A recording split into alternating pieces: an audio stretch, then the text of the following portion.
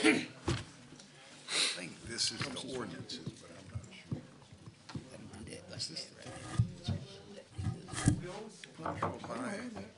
Did you bring that in here? I made it. I'd like to say good evening, everyone. It is now 6:04. We'll now call this meeting to order, the Board of Adjustments meeting on this Tuesday, 3 March 2026. At this time, we now call this meeting to order because we have a roll call. Commissioner Conger. Here. Commissioner Lilly. Here. Commissioner Griggs. Here. Commissioner Whitehurst. Here. Commissioner Jones. Here. We do have a quorum. At this time, we do call this meeting to order. At this time, we would ask that can I get a motion to approve the set agenda? So moved. Motion made by Commissioner Lilly. Okay. At this time, can I get a approval of the minutes from May 6, 2025? So can I get a second Second. for the motion, for the approval of the agenda? Second. Second by Commissioner Mayor Pro Tem Griggs. Now, at this time, can I get approval of the minutes from, okay, all in favor, raise your right hand. It's been a long day, y'all. A All long right. day, sir. Okay, motion carried unanimous. Now, at this time, can I get approval of the minutes from May 6, 2025? So moved. Okay, motion made by Commissioner Lilly. Can I get a second? Second. Second by Commissioner Conger. All in favor by raising your right hand. Now, at this time, motion carried unanimous. Now, at this time, can I get approval of the minutes from June 3rd, 2025? So moved. Motion made by Commissioner Lilly. Can I get a second? Second. Second by Mayor Pro Tem Griggs. All in favor by raising your right hand. Okay, motion carried unanimous. Okay. Now, at this time, I'll turn the new business over to our town attorney. Thank you, Mayor. I'll be working on this along with your town manager. So again, if you have any questions, please fire away. What we have in front of us tonight is, and at this moment, you are meeting as the Board of Adjustment. North Carolina General Statute allows the town board to also be the Board of Adjustment. So you're sort of switching your hats for a moment. This is the Board of Adjustment matter as the agenda that you just approved. What's before you tonight is a variance. This is a variance. It relates to 4 tracts on Jefferson Street. Parcel number is 91, 892 through 895. Again, 4 tracts. The variance application is requesting that the front yard setback be set at 21 feet. Per your zoning ordinance for this particular zoning district, the standard setback is 35. So they're asking a variance off the 35 to allow them to build at 21 feet. Proper notice has been given for this Board of Adjustment hearing. The variance procedure, and as you just approved minutes for what May 6th and June 3rd, so some of us, we've done a couple of these within the last year. Some of our new board members have not. You might have been in the audience when we did them and sort of remember that process from then. But the way this works is we will, in a moment, swear in anybody that wants to give testimony. Board of Adjustment is a sort of a quasi-judicial matter based on sworn testimony. After the testimony is given, you'll be asked to vote on a series of things. We call them findings of fact. Those findings of fact, in order for them to pass, we had to have a simple majority vote. In other words, 3 out of 5 have to vote in favor. And then after that, we'll actually vote on the variance application, and that application requires a supermajority, so we need at least 4 out of 5 votes for that. So again, I've sort of introduced the matter.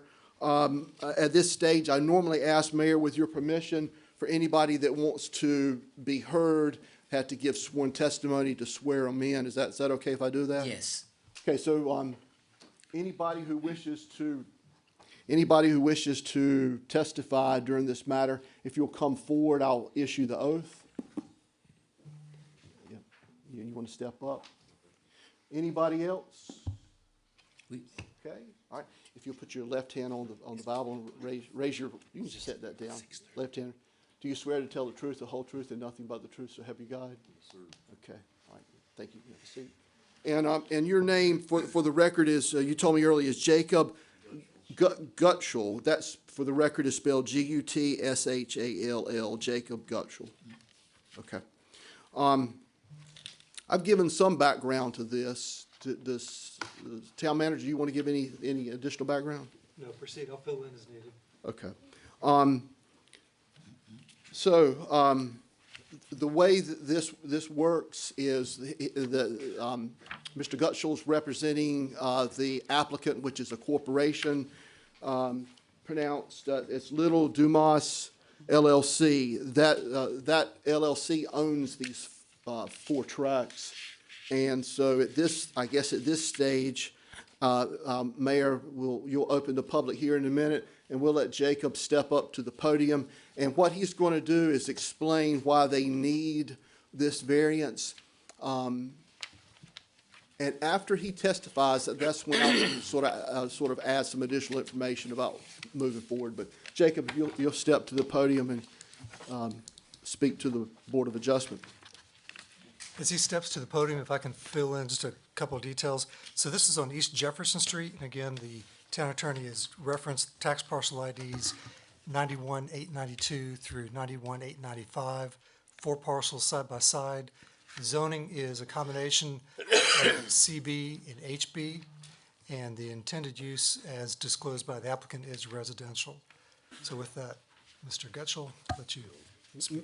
Could you open the public hearing, Mayor? At this time, the public hearing is now open.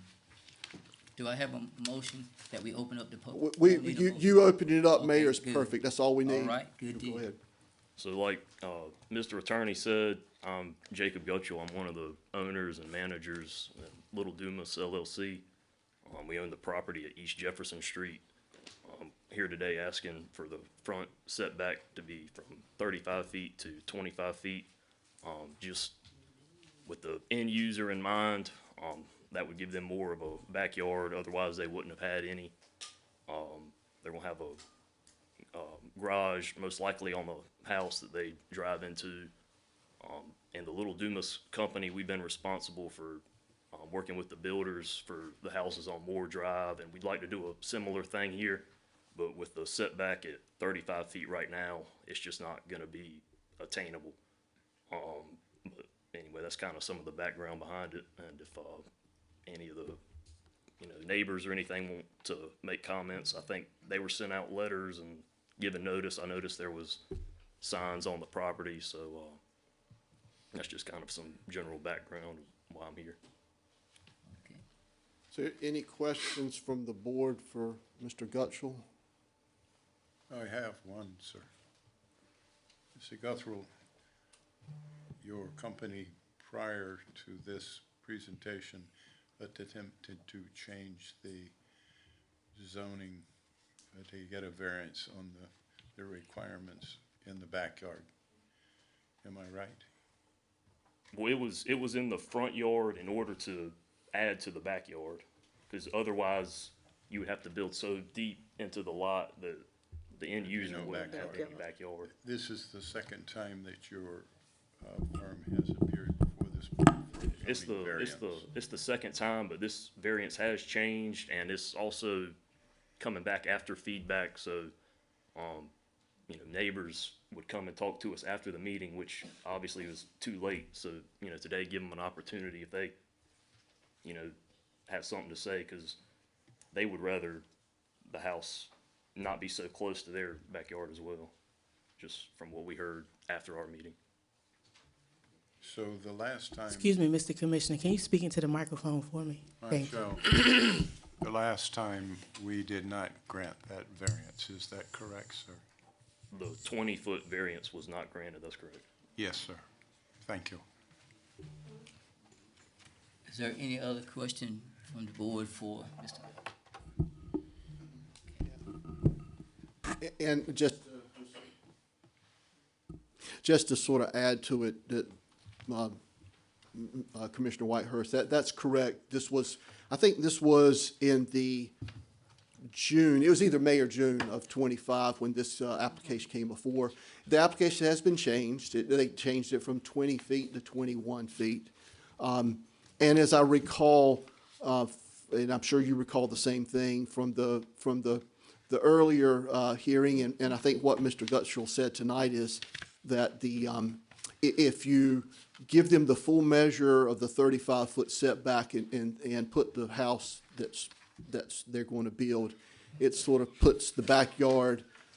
I think the back of the house is almost against the rear setback line, so there's no backyard. So I think what he's saying is they're trying to sort of have a balance here, to have a little bit of a front yard and a little bit of a backyard. So for the new homeowners, I'm not giving testimony. I think I'm just trying to restate what they're saying. What you're saying, sir, if I understand it correctly, is that what's going on is they're just shifting the house forward towards the street and now asking for a variance on the other side. They're asking for a variance from the front. It's still the front setback, I understand. but so it's just a front yard variance, not a. Yes, no. yes, I Okay. understand. Yes, sir.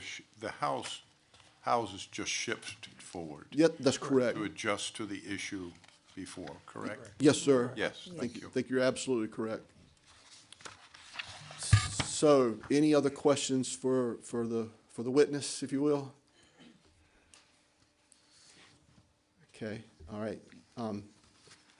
Mayor, I only swore one person in, so if anybody else wants to speak, I would need to issue the oath to them. If not, I guess we're done with the public hearing. Is there anyone else that wants to speak during that this time? You may do so. If not, we're gonna close the hearing. Yes, sir, if you close the public hearing. Public hearing is now closed. So, a little bit of housekeeping, if I could. Town manager, correct me if I say something wrong here. The applicant submitted one application, and on the one application identified the 4 tracks and stated, here's what I want to do. And it makes sense because these 4 tracks of land, they're all right beside each other, and they want the same thing for each. So they're not asking anything different. It's just the same variance for the 4 tracks. And so he's, of course, given testimony that you've heard tonight that relates to all 4 tracks. My question to you is whether or not you're comfortable.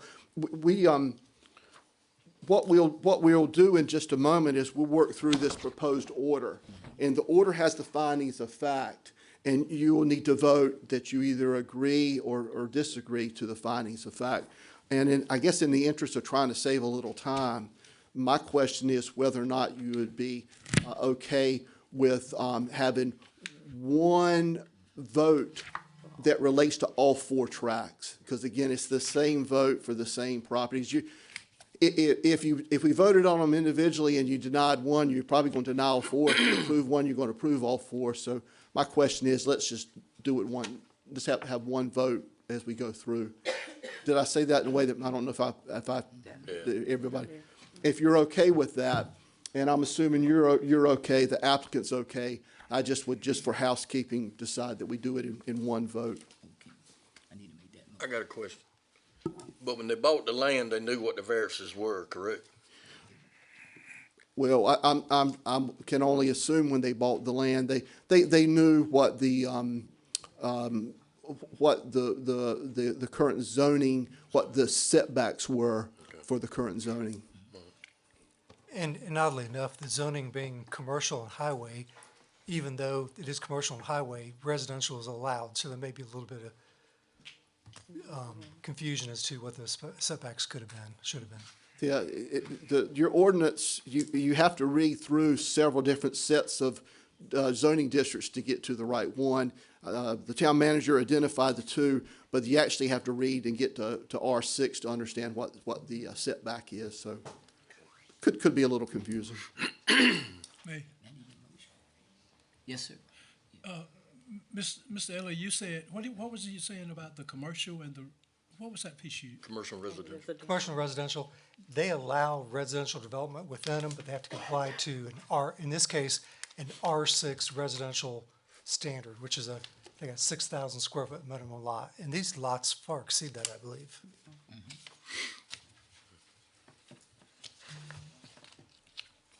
Did he answer your question? You look still a little confused. But you say, but then you said something about it has to meet the R6 residential? Setbacks for a house. And that's kind of why we're Kind of here. confusing, right? This ordinance is rather confusing, yes. Yeah, and if I could add to that, as I understand it, these tracts, the zoning is central business and highway business for these tracts, and they're residential, but they're central business and highway business. But to understand what the setback is, you have to go to R6. You have to sort of read back through the zoning ordinance to get to where the zoning for this particular, which shows the 35-foot front setback.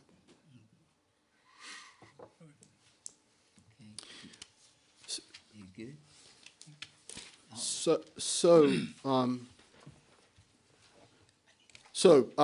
You have, I think the mayor is going to read through some motions in a minute. I think you have at your seat these orders. I don't know if you see it from there. But what we'll do, and maybe I should read the intro, if you don't mind, to one of this is one of your orders. Keen, could the mayor start with the first motion Motion first. to utilize one vote for all Yeah, and get that past us? Sure, absolutely. okay. Do I have a motion to utilize one vote that will relate to all four orders? So moves. Okay, have a motion made by Commissioner Conger. Do I have a second? A second. Second by Commissioner Mayor Pro Tem Griggs. All in favor by raising your right hand. Motion carried unanimous. Okay, You- thank you, Mayor. Thank you, Town Manager. And I'm just going to read one of these, so we sort of set it up. I think you've got this in front of you.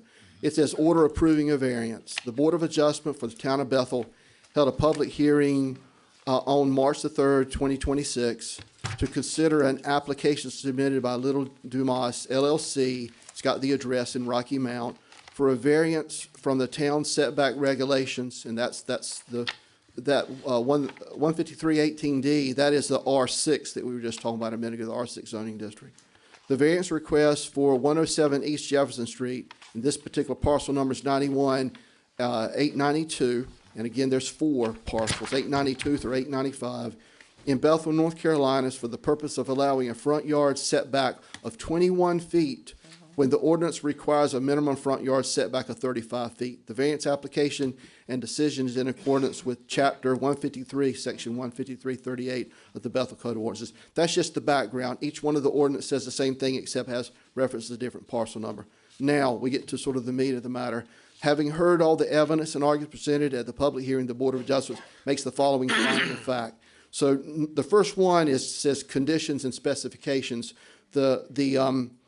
I guess I will read it to you, and then the mayor will look for a motion. And you will be either voting to approve this finding of fact or deny it.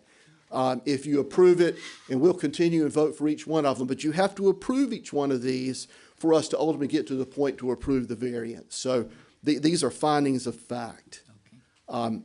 I'll go ahead and read the first one. Conditions and specifications. That the application filed as a variance application for the property listed above meets all the required conditions and specifications of the zoning ordinance and policies of the town for submission of a variance application. What that's just saying is they have done everything that they're supposed to do to submit the application. It's your vote. I would submit that they have. They've met your town ordinance for submission of an application. Okay, you've heard the specification from the town attorney. Do I have a motion to approve the finding of conditions and specification for 4 parcels, 91-89-2, 91-89-3, 91-89-4, 91-89-5? May I ask, Mr. Mayor? Yes. Are you saying that we're at this point considering whether his submission meets the requirements, not whether the zoning variance will happen, but whether his submission meets the requirements of coming before this board. That is correct. Just Thank whether or you. not it's sort of a procedural paperwork drill. Yes. Yes, sir. Thank you. Okay, all right. Do I have a motion? You've got a motion here? Motion made by Commissioner White. Is that a motion to approve? Yes. Okay. Okay, motion to approve made by Commissioner Whitehurst. Can I have a second? Second. Second by Commissioner Lilly. All in favor by raising your right hand. Motion carry unanimous. Okay. And then it's B on your note, on your order. B, it says notice that those persons owning property adjacent to the proposed development or use as listed on the current tax records were served notice of the public hearing by mail in accordance with the applicable requirements. They also, we have to post on the property. I think the town manager said, but this is just saying that all the proper people were served with notice of today's hearing. Again, it's your decision, your vote. I would submit to you that they have, the mailing went out and it was posted on the property. Okay, you've heard the reading from the town attorney in reference to the notice given. Do I have a motion to approve the finding of notice given to the adjacent property owners for 4 parcels, 91,892, 91,893, 91,894, and 91,895? Do I have a motion? Mr. Mayor, may I ask a question? Mr. Aviunis is present here in this room. Sir, you are the adjacent property. Did you receive notice that this hearing would take place? Yes. You did. One question. Were the people across, does this thing require the people across the road, Mr. Moore, Caroline Telephone, and, Miss, Deborah Roberts to be notified? Yes, we had the following property owners: James Moore, Georgia Abianowis, Philip Abianowis, William Kelly Abianowis, Pitt County Board of Education, Carolina Telephone Telegraph, William S. Moore, Marjorie J. Purvis, Deborah F. Inanabinet, Luther Harrell Jr., and Rosa Harrell. So all those property owners were notified by first-class mail. And again, we posted on the property too. So there's a posting and a mailing. I understand. Okay, so do I have a motion? Got a motion here. Motion made by Commissioner Approve. to approve. Okay. Yes. Motion made by Commissioner Whitehurst. Do I have a second? Second. Second by Commissioner Lilly. All in favor by raising your right hand. Motion carry unanimous. Okay, and now we move into C, and these will be 4 separate votes, and I'll read if you'll allow me to. Under variances, when unnecessary hardships would result from carrying out the strict letter of a zoning regulation, the Board of Adjustment shall vary any of the provisions of the zoning regulation upon showing of all of the following. The first one, an unnecessary hardship results from the strict application of the ordinance. So this would be your first vote, your first motion, whether or not you determine or conclude that an unnecessary hardship results from the strict application of the ordinance. I would make that motion that unnecessary hardship would exist with the strict Well, application. let me read this first, and then you make the motion. Okay. Do I have a motion to approve the finding of an unnecessary hardship resulting from the strict application of the ordinance for 4 parcels, 91,892, 91,893, 91,894, 91,895? Now you can make your motion. That's my motion. Motion made by Commissioner Jones. Do I have a second? May I ask a question? Yes, sir. Mr. Mayor? An unnecessary hardship results from the strict application of the ordinance? An unnecessary hardship for who, sir? That would be for the property owner. And the strict application, in the simplest of terms, is requiring them to meet the 35-foot front setback would be an unnecessary hardship. That would be your, I'm not saying that's your determination to make. Of course. Thank you. Yes, sir. Okay, we have a motion. Do I have a second? Second. I second. Motion made by Commissioner Mayor Pro Temp Griggs. All in favor by raising your right hand. Okay, hold them up high. Okay, we have 3, 4. Any opposed? 2 opposed. So, 3 to 2. Motion carried. And just to sort of mention something I mentioned earlier, at this stage with the finding of fact, it's just a simple majority. So 3 to 2 carries today here. But when we work our way, we've got 3 more of these. At the end, there'll be a motion on the actual application itself, and that has to be a super majority. So it would take 4 out of 5 to pass on the application. Okay. So, No, I'm sorry, Mr. Mayor, and I know we've already voted on it, but we didn't really have any discussion about it, but, and maybe that discussion will come up when we have the final vote. Okay, Excuse me. next, and it's the same intro that I read earlier. When unnecessary hardship will result from carrying out the strict letter of the zoning regulation, the Board of Adjustment shall vary any of the provisions of the zoning regulations upon showing of all of the following. Number 2, the hardship results from conditions that are peculiar to the property. So that, again, in its simplest of terms, means that the hardship relates to the layout of the property, the way the property is shaped, peculiar to that particular property. okay, you've heard the explanation from the attorney. Do I have a motion to approve the finding of hardship resulting from the conditions that are peculiar to the property for 4 parcels, 91,892, 91,893, 91,894, 91,895. Do I have a motion? I would like to discuss this, sir. Get a motion first, sir. I understand. May I discuss this? Can I get the motion first, and then, Go ahead. okay. I've asked for the motion. I called for the motion. Do I have a motion? I'll make a motion that we approve that, this hardship, Okay. you got to read your stuff Finding first, of right? hardship resulting from the conditions. Okay. Yes, sir. Now, any discussion? Second. Yes. Do I get a second? Second. I need a second. Do I have a second? I second. Okay, second made by Mayor Pro Temp Griggs. Okay, any discussion? This is where we run into an issue that there are 4 lots, and we're voting on the conditions on 1 lot. This property was purchased, and it had the shape, the size, the morphology, if you wish, that was conducive under our zoning ordinances for 2 houses to be put there.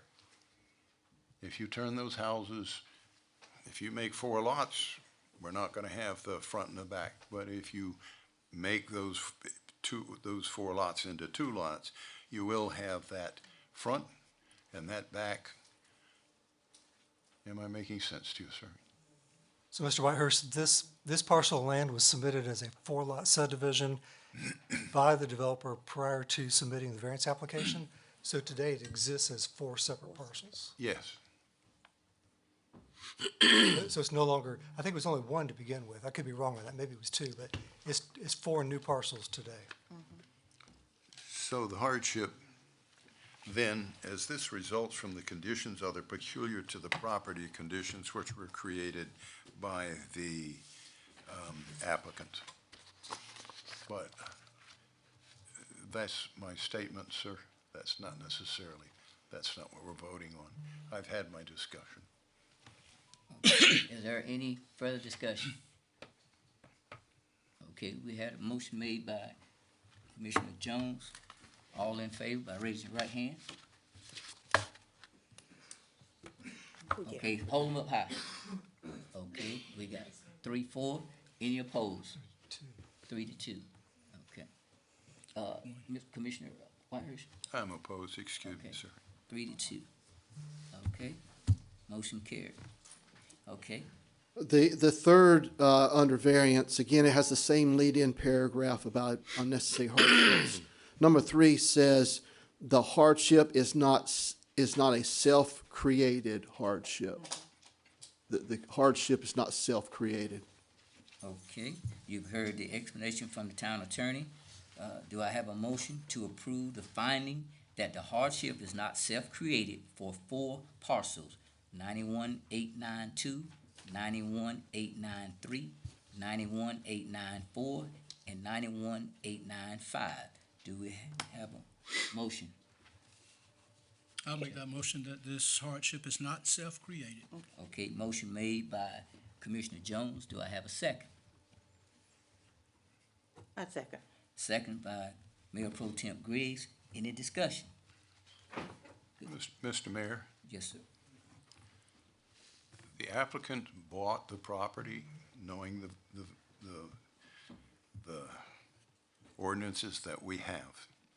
Bought the property knowing those ordinances, therefore created the hardship on the applicant.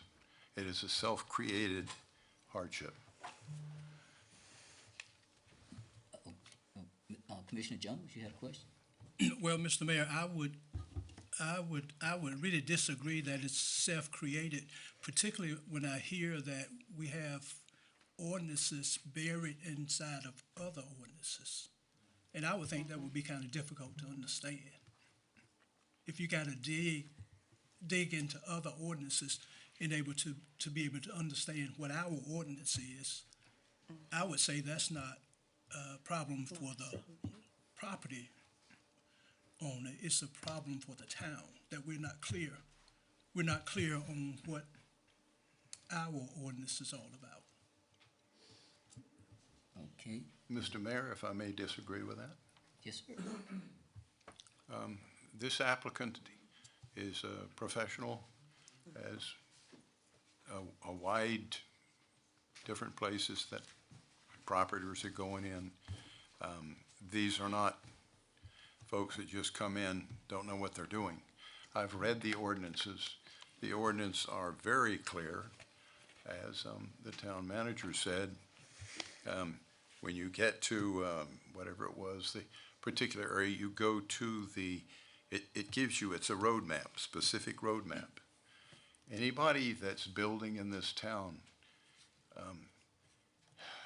unless it's, if they're not professional at this, anybody building in this town will read those ordinances. And I've read them. They're very understandable. They follow, do this, do this, do this, do this. And I think still that this is a self-created hardship that could have been avoided. I believe this is an attempt to personally circumvent the situation we had before, where what they did was they simply moved the house, hoping to come back here and, well, let's see if we can get it in another way. They're fully aware of what the ordinance is. A representative of this company came before us, and this was explained, and we had a full discussion. Everybody here was there, or at least the older people. And that full discussion left that entity fully aware of the ordinances. So now they've come back with I understand they own property, and they're looking to go around our ordinances, but this is something they created themselves, a hardship they created themselves. The first time we might have made that argument, and I appreciate Mr. Jones's argument, this time there was a full, hearty discussion before. Okay, is there any other discussion? Yes, I want to know how do we come up with it being a self-made hardship? How do we conclude that?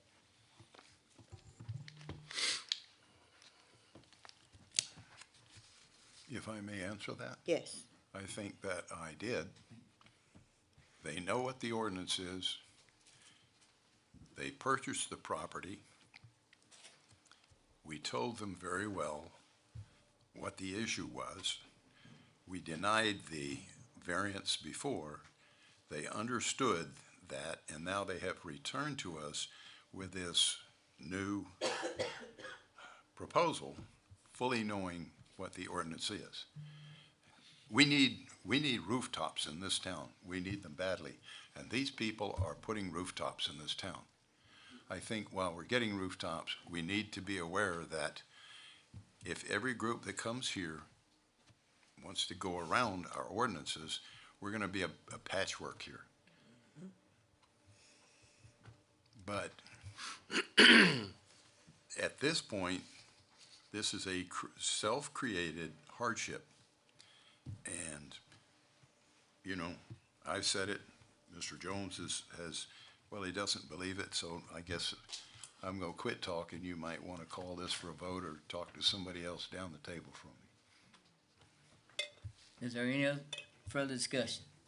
I kind of agree with Commissioner Whitehurst. Again, this was brought earlier in last year, I think it was, and they knew what they bought when they bought it, and then they come in and try to get us to change, and we didn't change it the first time, so they're back again trying to get us to change. But I look at it like this: every time that somebody buys a piece of property, if it don't suit what they want them to do, the first thing they're gonna say is, okay, well, don't worry about it, we'll take it to the town, they'll change the ordinance so we can do what we want to do. So I agree with Commissioner Whitehurst.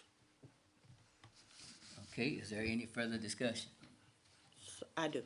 Yes. So what we're saying is they came up with another route for us to approve them. Is that what you're saying? That's right. Okay, so we're saying they came up with another route for us to decide that they were not self-created this, right? Is that what we're saying? That's what is being argued. Okay. I think you've got, if I understand the motion on the floor, Yes. the motion that was made and seconded is that to approve the finding that the hardship is not self-created. That's the motion.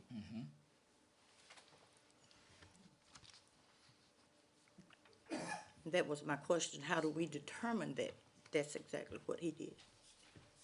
How do you determine? How do we come up with the idea that that is what they had in mind? When you say that, you're talking about?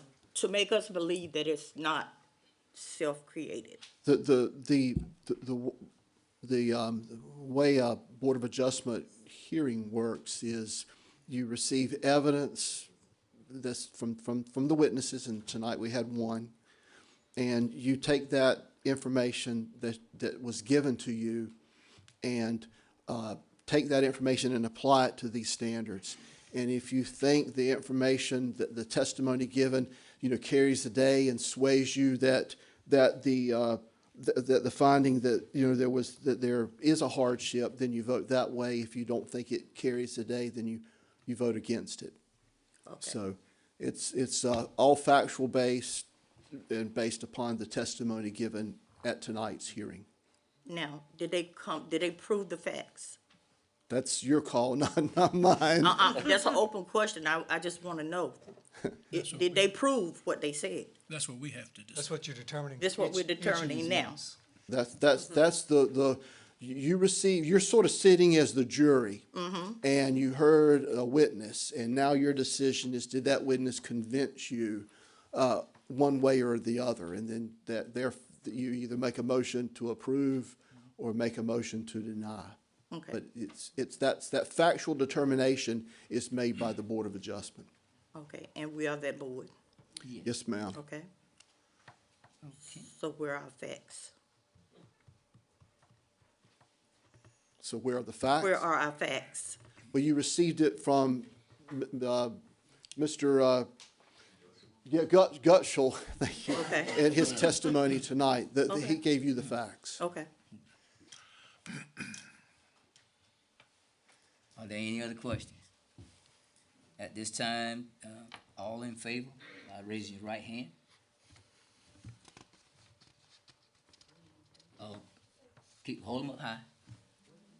Okay, let me read the motion again, what we're voting for. Okay, it's to approve the finding that the hardship is not self-created for 4 parcels, 91,892, 91,893, 91,894, 91,895. Okay, So the motion is to approve that that there is a hardship. Yeah. That's the motion, that there is a hardship. okay, once again, all that's That's in, not self-created. That's not self-created. is there further discussion? Yes. No. Any further discussions? Okay, all in favor by raising your right hand? Okay, all right, I got 2, 4. Any opposed by raising your right hand? Okay. So we have two in favor and 3 against. So that particular finding of fact fails. Now, what we're required to do by the statute is to identify the reason why, those that voted against it, state the reason why you voted against it. I think Mr. Whitehurst has given part of that, but just, if you'll help me, because we'll have to put all this in the order. Fred, this is sort of like going to court, and when the judge, makes a decision, it's all got to work its way into the order. So the 3 that voted against, maybe I'll start with Fred, Commissioner Whitehurst, since he spoke first, but give me sort of a little bit of feedback on why you voted against this particular. I think that feedback comes from what I discussed at length before. This applicant came here in June of last year, and if there was a lack of understanding at that point, we discussed this at length. And there's not a lack of understanding here. This is a self-imposed or self-created hardship. So, and that's what I wrote down earlier, that you had said that the hardship was, in fact, you thought it was self-created. Yes. I Okay. believe so. The other 2 that voted, would you agree with that? Yes. Okay. I'll use that then as the basis for the vote against. Okay. Okay, so was there anything? Did you need to ask the others? They basically indicated, agreed with Commissioner Whitehurst. So we've got one more then. The last one is, and I will read it again, or not again, but I'll read it for you. When unnecessary hardships would result from carrying out the strict letter of a zoning regulation, the Board of Adjustment shall vary in the provisions of the zoning regulation upon showing all of the following. The last one, the requested variance is consistent with the spirit, purpose, and intent of the ordinance, such that public safety is secured and substantial justice is achieved. This is basically the catch-all, that you think that it's just basically you're saying it's a good idea to allow this variance. May I? Let me make the motion. Okay, you heard the attorney. I need a motion to approve the finding that the request variance is consistent with the spirit, the purpose, and intent of the ordinance. Motion carried unanimously for 4 parcels, 91,892, 91,893, 91,894, 91,895. Do I have a motion? Mr. Mayor, may I make a comment without a motion? We need a motion first. Not gonna get one. I'll make a motion. Okay, got a motion from, To approve or disapprove?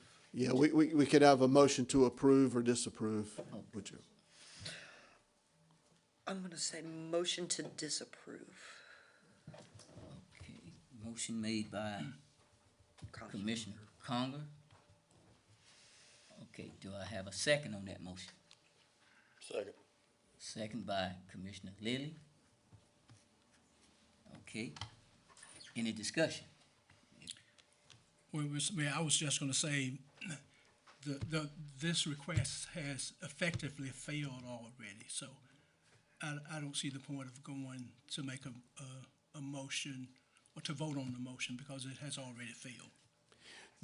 Because it's not meeting all of the facts, findings of facts.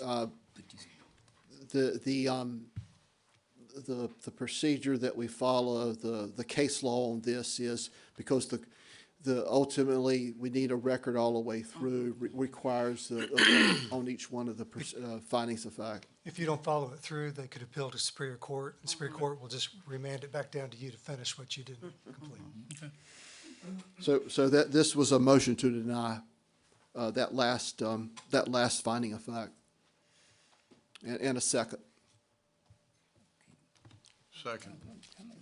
I think Commissioner Lilly seconded it. Did you? Yeah, I second it. You gotta speak up. Okay. All right. So what was the count on that?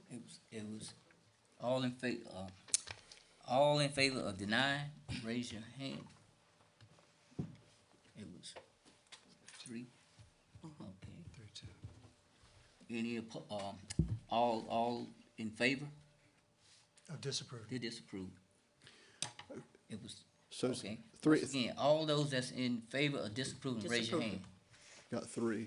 3, okay. All that's in favor, raise your hand. All those who are All not in- in Are favor. not in favor of disapproval. Yeah, All right, 2, it's a trick of words. okay, so, And again, just like we talked about on the one before, we'll need, if any particular finding of fact that's denied, need to have sort of a short rationale of why the motion was made to deny it and voted against it. May I ask a question? The motion, her motion was to, Deny what it. was her Deny. motion? to To deny. deny. Deny. To deny the Well, Variance. should have a motion, because we're not voting on denying the variance at this point. Shouldn't her motion have been that the variance is not consistent with the spirit? well, I thought that's what she That's- she that's said. what- She, Essence, that's that what she was. saying. Yeah, that was. That's what she said. Yeah, I think that was her motion. Yeah. I stand corrected if I'm wrong, but that's No, what you were right. yep, Okay. and we still gotta go to this.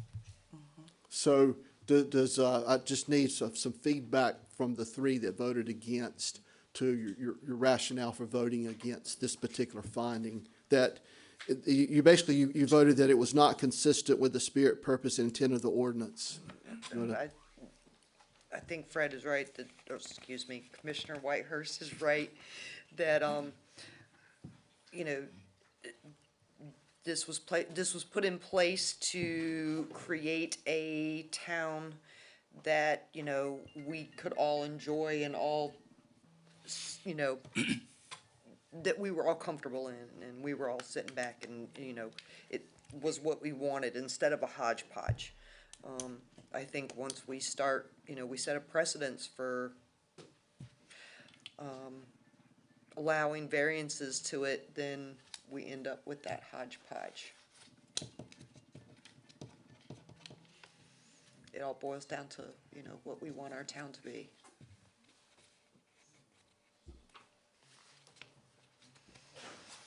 Did I say that okay? Okay, I'm just making notes. Okay. Lastly then, I'm sorry. Commissioner Williams, Do what? what's your reason? You know, I look at it like this. I mean, we set ordinance years ago. I know some of our ordinances outdated, excuse me, outdated and got to be updated.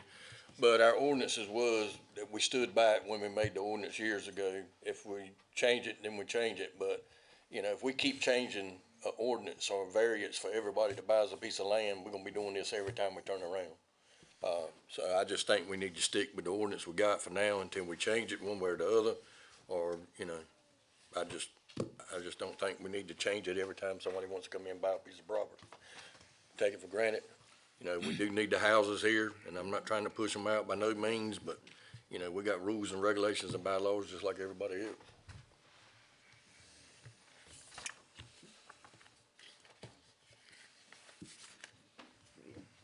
Mr. Lassiter and y'all, We need houses. Those folks are building houses.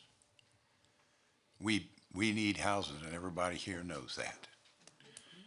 And there's part of me sitting here thinking, oh, come on, this is nonsense. You go over where they're building those houses, and there's very few houses in that area that they're grandfathered in, but there's very few houses that are 21 feet back from or 30 feet back from or whatever. I think those builders recognize that. I think the issue here is we need to fix our laws, our ordinances here. We're planning to put in place a zoning and planning board. It's coming after, it's gonna happen, and citizens will be on the zoning and planning board.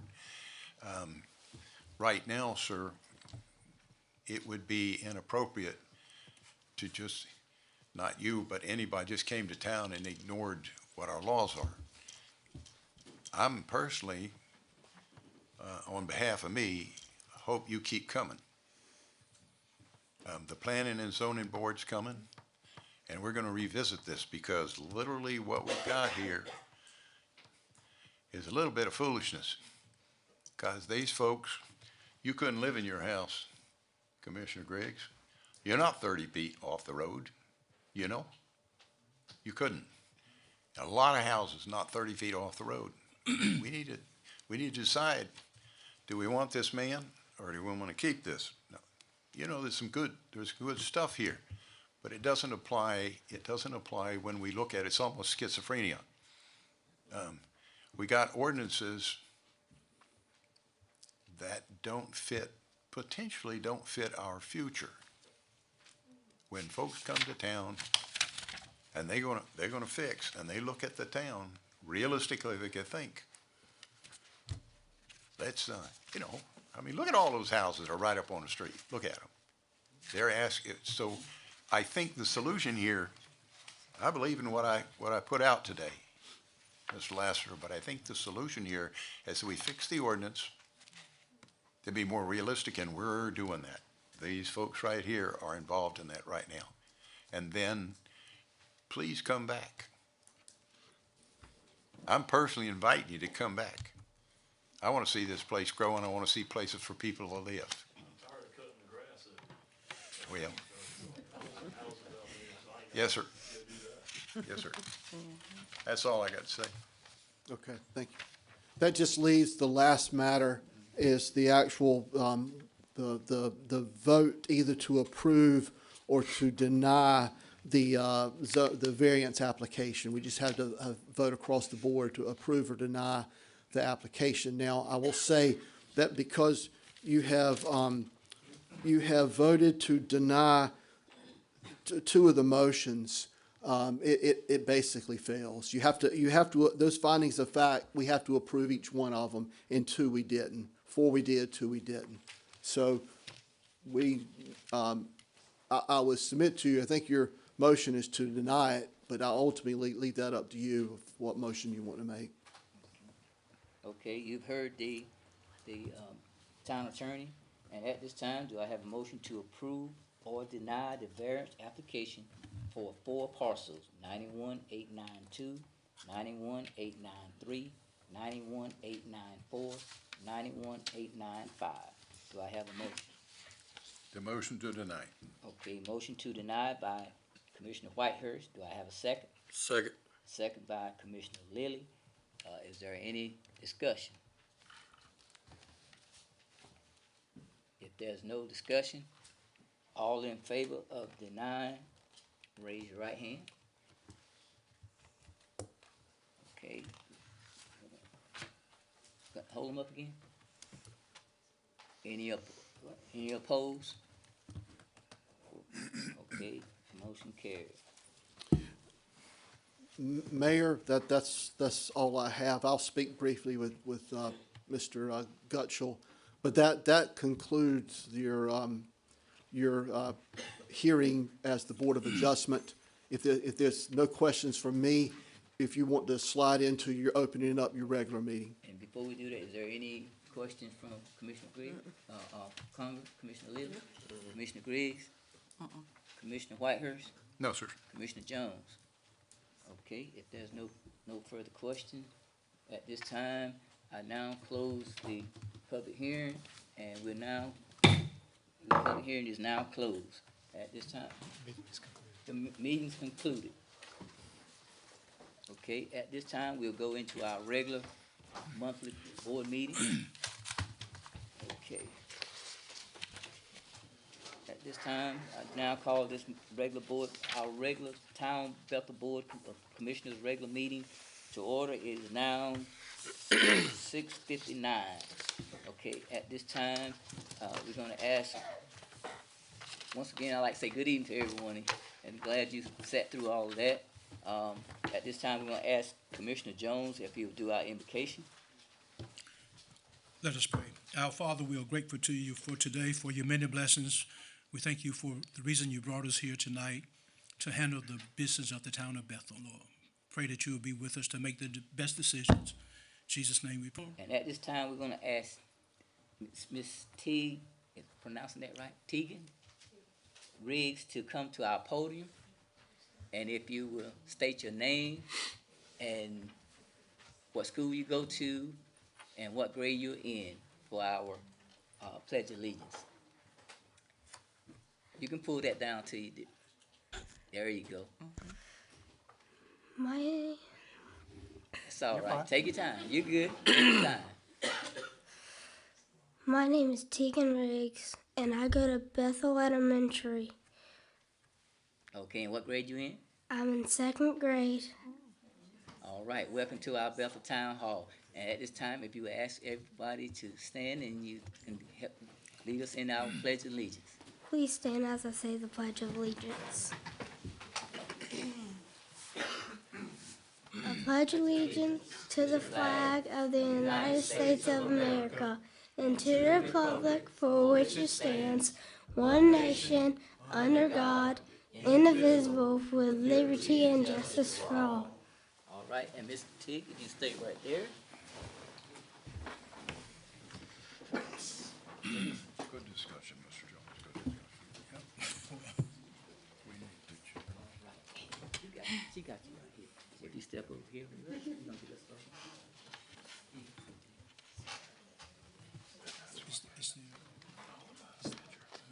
There's no need me asking you, I can do it for myself. I wonder if there's like a rear yard set for the six.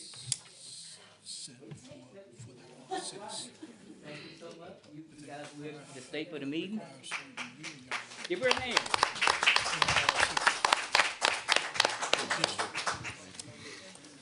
I'm sorry, she's coming in, I guess. Okay, at this time, I would ask the Board of Commissioners, at this time, if you would take a moment to look at the agenda to see if there's anything immoral or unethical on that. And you should have already looked at it by now. Yes. Okay. If not, at this time, do I have approval of the proposed agenda? So moved. Okay. Motion made by Commissioner Lilly. Is there any discussion? Can I get a second? Second. Second by Commissioner Conger. All in favor by raising your right hand. Okay, motion carried unanimous. Excuse me. Next to claim our attention is our consent agenda. It's the minutes from our special call meeting on February 10th, 2026. Do I have a motion for approval? So moved. Okay, any corrections? Yes. Second. Let me get a second. Any correction? Second.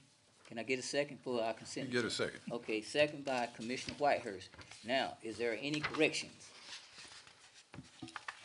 This is on the minutes as well. Well, Mr. Mayor, on the part of the minutes that talks about the closed session, if our minutes would indicate the reason we went into the closed session for attorney-client privilege,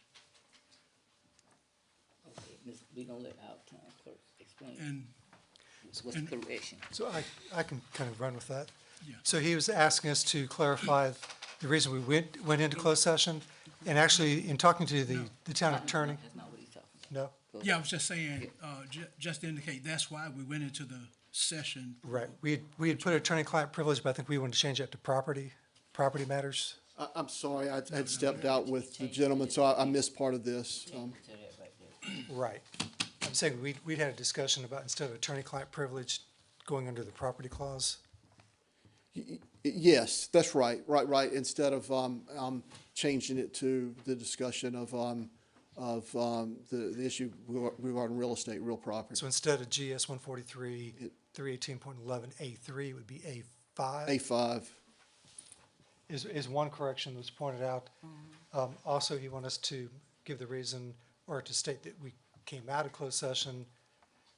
Really, it reads, Commissioner Whitehurst made a motion to go out of closed session and back into open session at 8 o'clock. And then we had the matters reported out of closed session to deny the offer to purchase of two parcels in town. So with those corrections offered by Commissioner Jones, we're asking the board to consider adopting the minutes. Okay. Okay, all in favor that those corrections that has been brought to our attention, our manager and Commissioner Jones, all in favor by raising your right hand. All in favor by raising your right hand that correction be made? Okay, motion carry unanimous. All right. Okay, next to change, bring to our attention is public comments. Public comments, they provide an opportunity for the residents to comment on any item included on the agenda or to address the town board on any matter related to the town of Bethel. Comments are limited to 5 minutes. Once again, comments are limited to 5 minutes. Madam Clerk, do we have anybody for public comment? If there's no one for public comment at this time, we move to presentation, and we'll hear from our Pitt County Sheriff Office Captain Jason Godley. So Mayor, we have Captain Godley here. This is in response to, we have this monthly report from the Pitt County Sheriff's Office about the public safety numbers of activity within the town. I know Commissioner Jones had a question drilling into some of these numbers, so we invited the Sheriff's Office to come and present on those and maybe help further explain the numbers deeper, in a deeper dive than I could provide. So you have a copy of that report before you. This would be for basically the latest month of January of 2026 they reported, but you also have in there the past 2 months of December and November of 2025 as well. So Captain Godley, if you want to introduce your guest. This is our crime analyst with the sheriff's office, Miss Lori Stewart. She's the one that puts the numbers together. And thank you for letting me come tonight. So I'll answer any questions I can. All right. I think, Any questions for Captain Godley? well, I think what happened is, when I first started, I was asking the question about the report, like, there was this, there's a total calls for service, and we have that number, 107. And I think I asked about the number that talked about the total incident reports. We had N equals 27. Yes, sir. 107 would be basically, that would include traffic stops, sex offender checks, welfare checks. That would be some of the more common, maybe alarms, and warrant services. The 27 would be, there's a case number attached to it. There'll be a crime reported. A deputy responded and took an actual case number. So there'll be a documentation in our record management system on that. That's where the 27. So there was 27 calls for the month of January reported. And then it talks about crimes reported in that part 2, and that is 22. I was just trying to see how the numbers. You've got a couple of things that, we are judged by statistically. You have your index crimes being murder, rape, robbery, assault, property, breaking and entering, arson and auto theft. Anything that does not fall within those parameters is considered a Part 2 crime, and it is reported as Part 2. Part 2 could be anything from a barking dog to somebody heard something outside at night. that's just kind of the catch-all for everything that does not fall within the parameters of the listed index crimes. So would the total be the total calls of 107, total incident reports at 27, then part two crimes at 22? Would you add all three of those, or some of them already embedded in They're there? independent numbers. The 107, and the easiest way to remember it is with the calls for service, that's every time we put tires on the road. Everything that we do is recorded in our case. That's where the 107 comes from. Out of those 107 calls for service, we had 27 incident reports. Okay. Out of those 27 incident reports, we, I think, had 2 assaults and 3 larcenies. 3 larcenies. Everything else would have been a part 2 crime, which would constitute the 22.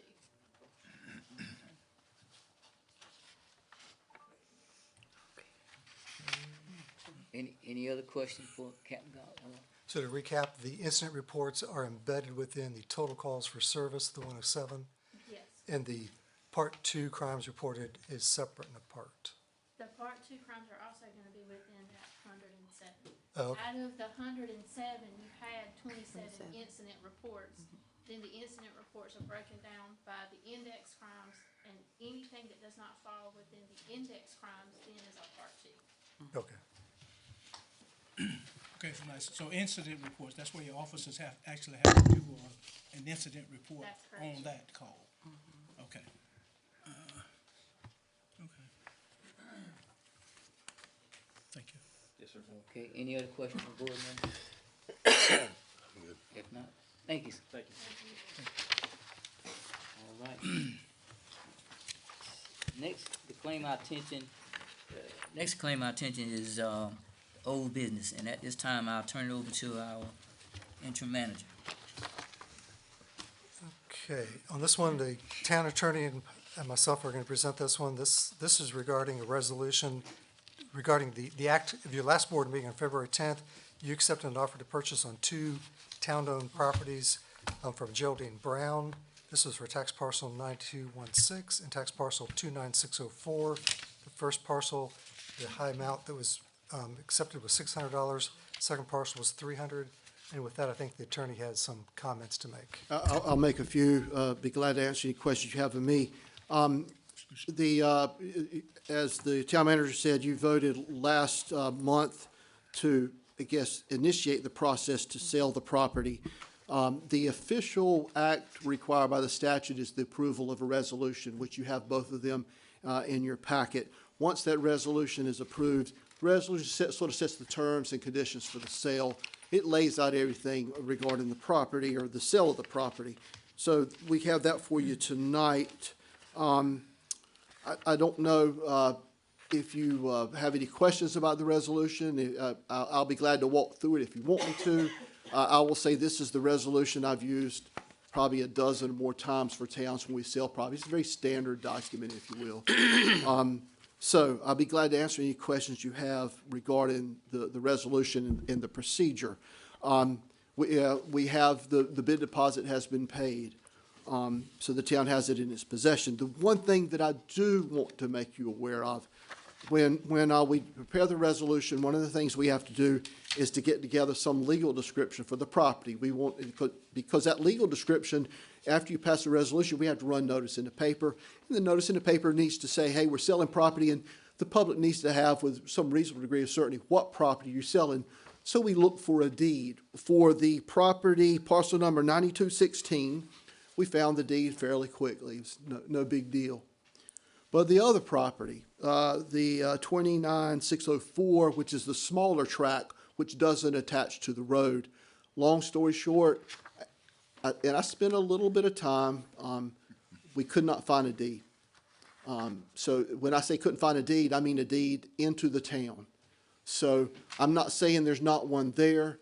I'm saying that I've never taken this position of the town to do a full title search when they're selling property, because that's what the buyer's supposed to do. Whenever you buy land, you should hire an attorney and do title search and make sure everything's good and fine. I just wanted you to know that with doing a little bit of work, I couldn't find a deed And again, I'm not saying there's not one there.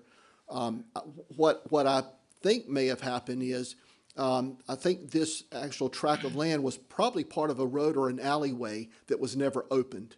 And maybe somewhere along the way, the Pitt County, the tax office put the town's name on it. That may be why it's in your name on Opus. So just wanted to make you aware of that.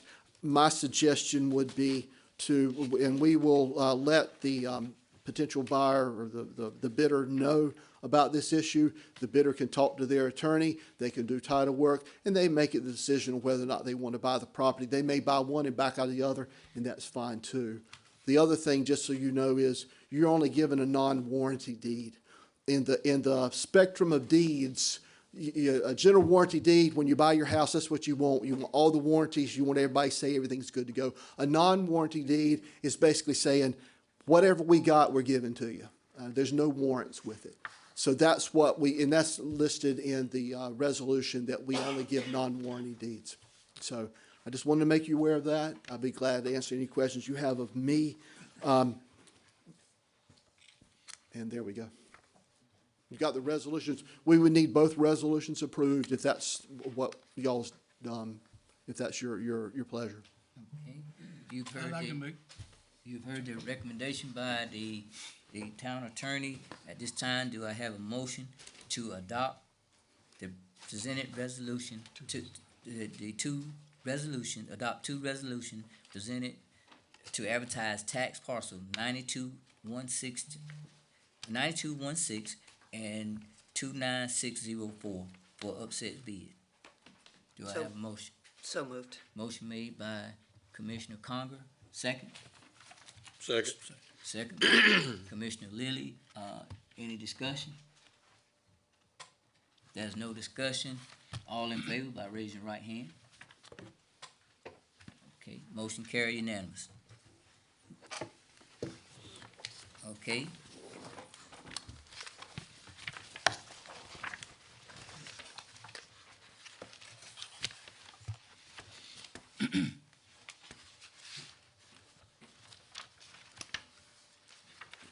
Now we're next on item 2, is the little small subdivision and final plot, phase 1. Mr. Mayor, Commissioners, you have the final plat submittal for the Little Small subdivision. As you recall, the planning board, which you sit as, reviewed this. They came before you in your last meeting as a preliminary plat, and per the Town Court of Ordinances, the final plat has to come before you for final approval. Steve Spruill is here with Art Consulting Group. Steve, do you want to come forward and just make any brief comments? Good evening, Commissioners. We're here to ask your approval tonight on the final plat. We were before you about a month back for the preliminary plat. We've made sure that these lots comply with the zoning regulations, sizes, and all that.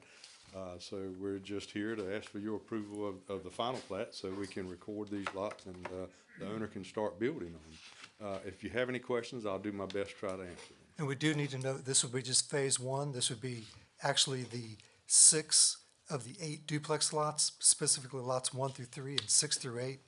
The ones that are not being developed would require in phase 2 the extension of public utilities such as sewer, so that is not included in the phase 1. And that is the reason they're not included.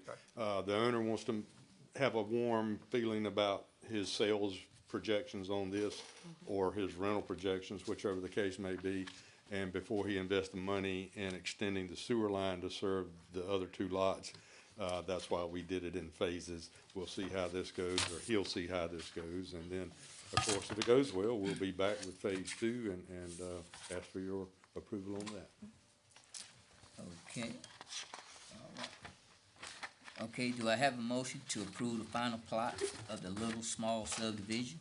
I motion. Okay, motion made by Mayor Pro Tem Griggs. Can I have a second? Second. Second by Commissioner Whitehurst. Any discussion? There's no discussion. All in favor, raise your right hand. Okay, motion carried. Okay, next, claim our attention is a donation of 3 vacant tax parcels on Smith Street Park. Yeah, thank you, Mayor. This is me again. I have done as opposed to what I said earlier about the tracts we're looking to sell, not having done title work, I've done, I won't say extensive title work on these tracts. These are three parcels, there are three tax parcels of land that the current owners have indicated a willingness to donate the land to the town. So the town would be paying nothing. This would be land given by the current property owners. This is land that would be involved with your Smith Street Park. In doing the title work, I found there's two chains of title that relate to these three tracts. The good news is, two of the parcels are clean, we just say clean, no issues, no problems, everything's fine. But one of the parcels, we see where it's owned by we'll say a family, and then there's a gap, and then it pops back up again. And I'll just say for the record, my paralegal, I would say, is second to none. She's really good when it comes to title work. And we've looked, and we cannot put together, we can't fix that gap. We can't find where it is. Maybe if we spend another buku of hours, we might be able to find it. But I think we're at the point where it's time to sort of me present what I'm getting ready to present to you. I just want you to know that two of the parcels I'm fine with, everything's good. One of the parcel, we've got a gap. So my suggestion would be, because this is land that's being donated and we're not having to pay anything for it, and we've got the current owners who say, and they're very clear, they feel like they own it. I've showed them the gap, and we've had some help from them, but they haven't helped us fix the problem. But as they're willing to give us a deed, my recommendation to you is to take the deed for the three parcels for all the land. We'll record the deed. That begins what we lawyers call a color of title. And so after you own it for 21 years, long time, but once you own it for 21 years, it's considered yours. So they're willing to give it to us. It would be part of the park. I do make a recommendation that we don't build on it. This is going to be open space.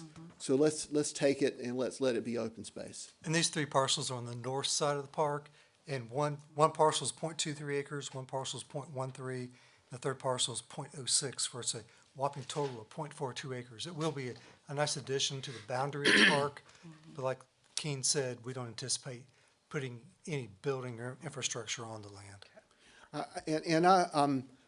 What I would plan on doing is have the deeds prepared, get them signed, and bring them back to you for formal acceptance. So I don't really need anything tonight, unless, Scott, you think this. I just want you to say, hey, we're okay with the gap issue and move forward. If you can sort of nod your head at me if you're okay. If you're not, please let me know, and we'll take some other steps. But I'm comfortable with that, considering the work we've done. Yes, sir. Keene, is the gap within that 21 years? It is right in the third, about 30 years ago. It's some time back. So somebody owned it for 21 years, held out publicly that it was theirs, therefore they own it by adverse possession, if nothing else. And so we're really not we're not risking, I mean, this is. I don't think so, because we didn't, again, we found the property going way back, but we didn't see a deed coming out. So it just sort of, and I've done this for 35 years. This kind of thing happens rarely, but it happens. Property just disappears. If this were a $10 million piece of property, I'd say, I don't know that we want to take it. You know, it'll be a very nice addition to your park. It'll be open space. I say take it. But yes, sir, what you said is correct. And I will work towards and bring the deed to you next month, and we get it signed and get your acceptance of the deed, and we'll record it after that. Okay. Any other discussion, question for the attorney? Okay. Next to claim our attention is new business is the disposition of the surplus property. So the town has received an offer to purchase 2 surplus Delta 17-inch drill presses. These are down at our Public Works building. This is part of some machinery that the town received as federal surplus asset machinery per se. In talking to our Public Works employees, especially one of the long-term ones, He was saying that this has never operated since we'd received it. It never had all of the components needed, so it's basically sat with us for a good number of years. We've been offered $200 apiece for each drill press, and they're believed to be roughly 60 years old. Based upon that, I'd recommend you accept the offer. Okay, you've heard the recommendation from the manager.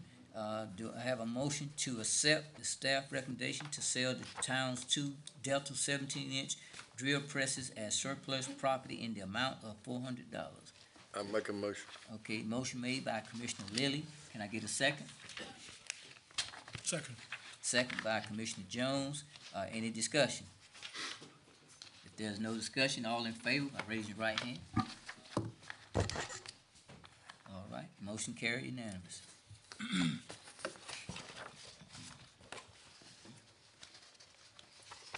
Okay, next to claim our attention is to offer to purchase town-owned properties. All right, we seem to be dealing with a lot of property matters in the town recently, but we came upon we received an offer for Rambert Properties offering $200 on lot 15317 and $500 on lot 15321. These 2 lots are part of the Smith Street Park. They're part of the Smith Street Park Master Plan. They are actually in areas identified for the expansion of the walking trail. So based upon the fact that we own them, they're part of the planned park, I recommend that you reject the offer to purchase. Okay, you heard the recommendation of the manager. Do we have a motion to accept staff recommendation to turn down offer to purchase of town-owned tax parcel 15321 and 15317? Do I have a motion? So moved. Motion made by Commissioner Whitehurst. Do I have a second? Second. Second by Commissioner Conger. Is there any discussion? If there's no further discussion, all in favor by raising your right hand. All in favor by raising your right hand. Hold them up.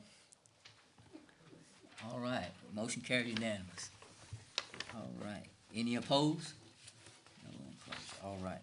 Next claim our attention is the bylaws of the Bethel Volunteer Fire Department. What we've recently done, we like to do it periodically over a few years. And it's been a while since we actually changed some bylaws and stuff in the fire department. It is not something that the town actually has to vote on, but we'd like for the town to vote on it because we want the town involved in everything we do and all. So we've actually made some changes in here to better the bylaws and stuff. It's right much to look at, but it's all, it's all, I would say, legit. It was voted on by the board, and then we took it to the association. It was voted on and passed by the association. So we would just like the town to touch base on it and vote on it, because this will be, I don't like using the word Bible for the fire department, but this would be our bylaws that we stand by for anything. So. If I can just comment, on page 8, under Article 14, regarding revisions or amendments, there is a clause that says the bylaws shall be adopted and approved by the town of Bethel. So I just wanted to provide clarification that the town board does have to approve these as they're drafted. Yeah, we put that in there this time. I mean, usually I don't think it was in there, but that's why we wanted the Bethel to bring it up, and we wanted to do it. Because we want y'all involved in everything that we do.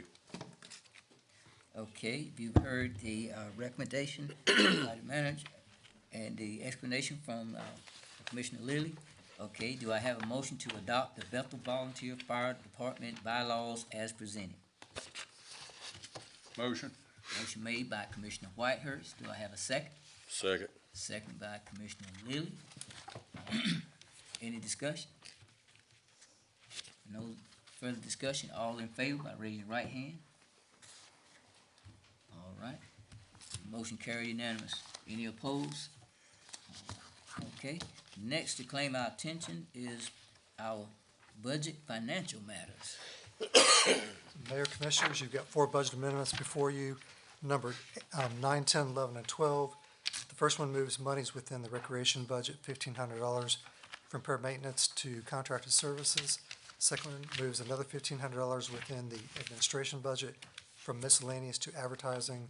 The third one within the fire department budget moves $5,000 from vehicle operations to equipment/equipment maintenance.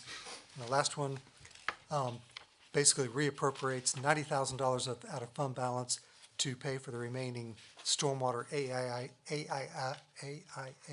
study that we just completed. The total cost of that was $180,000, so it's recommended to approve those 4. Okay, you have you've heard the recommendation of the manager. First to claim our attention is, budget amendment number 9. And that budget amendment, do I have a motion for budget amendment number 9 that moves $1,500 from the repair and maintenance to contract services within the recreation budget? Motion. Motion made by Commissioner Lilly. Do I have a second? I'll second. Second by Mayor Pro Tem Griggs. Is there any discussion? If there's no further discussion, all in favor by raising your right hand. Okay. Any opposed? Motion carried. Okay, next, do I have a motion to, for our budget amendment number 10? Moves $1,500 from miscellaneous to advertising within the administration budget. Motion. Motion made by Commissioner Lilly. Do I have a second? Second. Second by Mayor Pro Tem Griggs. Any discussion? If there's no discussion, all in favor by raising your right hand. Okay. Any opposed? Motion carried unanimous. Next will be, do I have a motion for budget amendment number 11? Moves $5,000 from vehicle operation to equipment maintenance within the fire department budget. Motion. Motion made by Commissioner Lilly. Do I have a second? Second. Second by Commissioner Conger. Any discussion? If there's no discussion, all in favor by raising your right hand. Okay. Any opposed? Motion carried unanimous. Last one, the budget amendment number 12, appropriations of $90,000 out of fund balance for the remaining stormwater AIA study costs. Original approval for the study at a cost of $180,000 was done in prior fiscal year 2024-25. Do I have a motion? Motion. Motion made by Commissioner Lilly. Do I have a second? Second. Second by Commissioner Conger. All in favor by raising your right hand. I would like to ask a question, Mr. Mayor. I don't understand what this is. Okay. I understand we've got an AI stormwater study cost, okay? Is this saying that the study cost of $180,000 is now $270,000? No, what it's saying is last fiscal year you approved and we budgeted $180,000 for the study, but we only received invoices for $90,000 of the cost. Okay. So once the new year flipped to a new fiscal year, those monies went back to fund balance. We're having to pull them back out of fund balance, put them in this year's budget so we can Thank you. pay the bills. I got that. Thank you. Okay. All right. We have a motion. I have a second. Second. Second by Mayor Pro Tem Griggs. All in favor by raising your right hand. Any opposed? Motion carried unanimous. All right. Thank you much. Next claim our attention is the draft code of ethics for the Town Board of Commissioners. Okay. Thank you, Mayor. So what the mayor and myself learned, as well as Commissioner Conger, Commissioner Jones, and Mayor Pro Tem Griggs, attending the recent Essentials of Municipal Government courses, that all municipalities are supposed to have an adopted code of ethics. So kind of went online looking at some of the different code of ethics different municipalities have, found one that Winterville has, and copy and pasted and plagiarized it, giving them credit publicly and on paper. This is just a draft. It's an idea for the board to consider. Not looking for your adoption tonight. I know in talking to Commissioner Jones, he had some concerns in section 5, the way it flowed into the language, paragraph to paragraph, which I agree with him. Just looking for your input any suggestions or comments you may have on this. I can work with the town attorney as well. He may have some input. But this is really just to get the discussion rolling. I guess it's really not to ask if you would like it. It's more to tell you you're supposed to have it. Have it. Okay, you heard the explanation in reference to the draft code of ethics for the town board of commissioners. Can I get a motion to direct the staff to bring back a final code of ethics to a future meeting? Our motion. Motion made by Commissioner Mayor Pro Tem Griggs. Do I have a second? Second. Second by Commissioner Conger. All in favor, or is there any discussion? No further discussion? All in favor by raising your right hand? So if the board will give me feedback on this, and I will collect that and bring it back and present it. Okay, any opposed? Okay, motion carried. Bring it back. Okay, next claim our attention is our request for qualification for engineering services.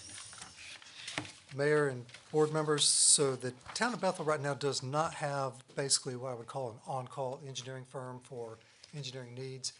Basically, each time we need a study done or engineering work, we have to do a qualifications-based search for engineering services.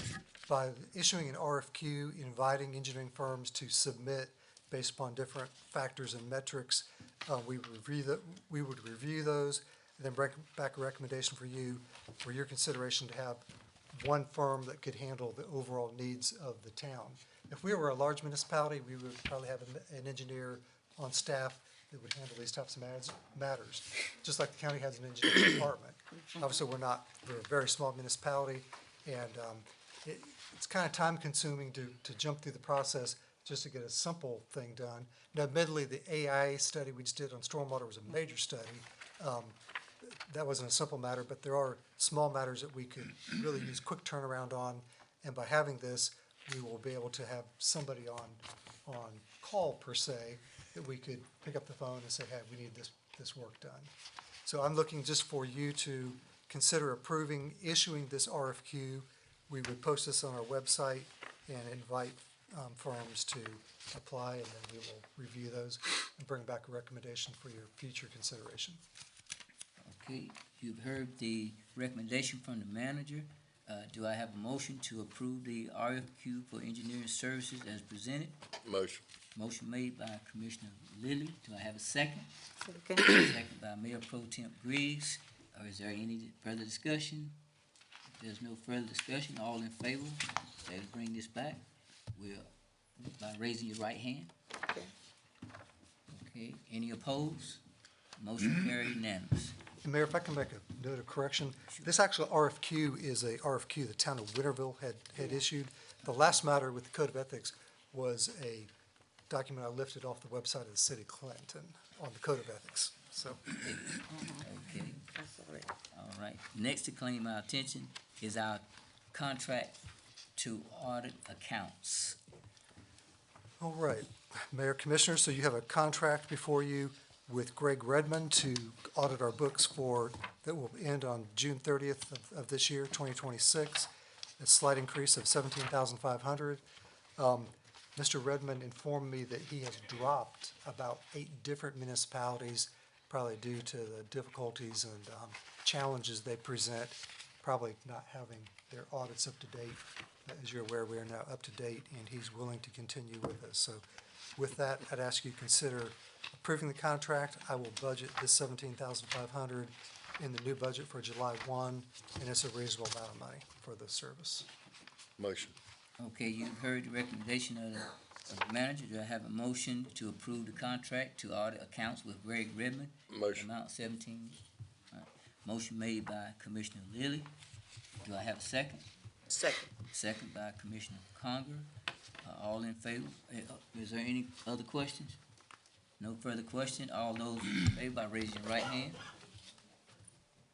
Okay, any opposed? Motion carried unanimous. Okay. Next claim our attention is our amended interlocal tax collection agreement with Pitt County. Mayor, board members, so as you're probably aware, the Pitt County Tax Office does tax collection for the town of Bethel, as well as most of all municipalities within Pitt County. They have proposed an amendment to the current language.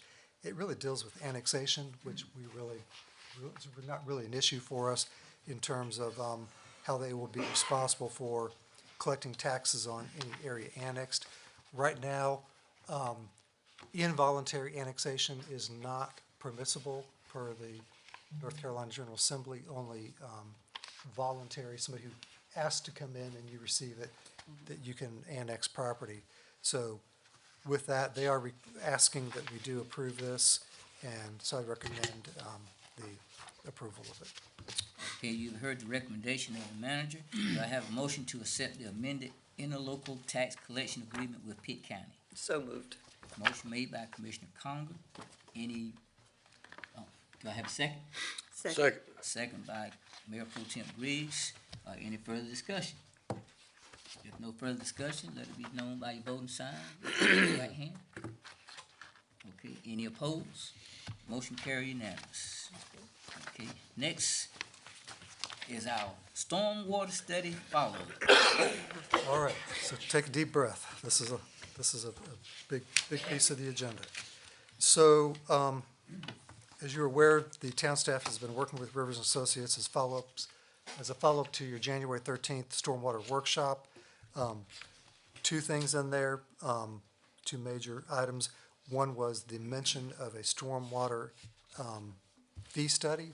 So I asked Rivers to put together a proposal for you to consider to conduct that study. In order for us to be able to assess a stormwater fee on the properties in the town, we have to perform this study that basically then justifies the fee being put in place in case it were to be challenged by somebody legally. So you have before you a letter dated February 26th. Rivers and the official name of this is a stormwater utility rate study. And basically they're saying it's going to take about 4 months to do the tasks outlined 1 through 12 in the study. And Ben, do you want to maybe just kind of give us a brief overview? He's got a projected cost of $40,000. Let me go ahead and put that out there. That's correct. Good evening, everyone. Thank you for having us. As the town manager was saying, the general statutes allow municipalities to implement rates, charges, fees for utilities. Stormwater is considered a utility just like water, electric, wastewater. So you have the responsibility to provide the service. You also have to cover the cost to be able to recoup. Providing that service, you can charge fees, rates to cover your cost. To establish those, as Mr. Elliott said, it's good to document the process by which you justify your calculation for what your costs are going to be and what you're charging to cover those costs. Not just your current annual operation and maintenance, but forecasted improvements that we kind of went through in that AIA and that stormwater study that we've been working on. That process will entail collecting parcel data, collecting aerial photos, going through, categorizing the parcels, determining residential versus commercial versus industrial versus vacant versus built upon, calculating how much area is built upon on those parcels. What we would try to do, if you chose to, in our workshop we talked about there's different rates you can charge. You can charge just a flat rate across the board, or you can have what they call an equivalent residential unit, which is, I'll just pull some numbers out. If we go through and calculate and show that the average residential property has about 2,500 square feet of impervious surface, that's driveways, patios, rooftops, then we would categorize the ERU being equivalent to 2,500 square feet. So your residential properties would fall within that rate. Then you utilize that ERU for non-residential, so commercial or industrial or institutional properties. So we would say, look at a grocery store. If they have 50,000 square feet, Then you divide that by the 2,500, that gives you your ERUs. You're charging them whatever the rate is times those ERUs, that's what the bill would be. So to justify and to be able to have someone come back, say 10 years later, and recreate the wheel that we're building, if you so choose, that's the purpose of going through the rate study to document the process. One of the processes that's statutorily required will be a public hearing that we'll have to go through and receive comments. Y'all take those into consideration. So it is a process. It will take time to collect the data, analyze the data, have the hearing, create the narrative, the document, and then be in position to implement the fee if you choose to follow through with that. Any question from the board? I do have for Mr. Williams. Mr. Williams. Yes, sir. Yes, sir. Okay, so this, what we're talking about here, is that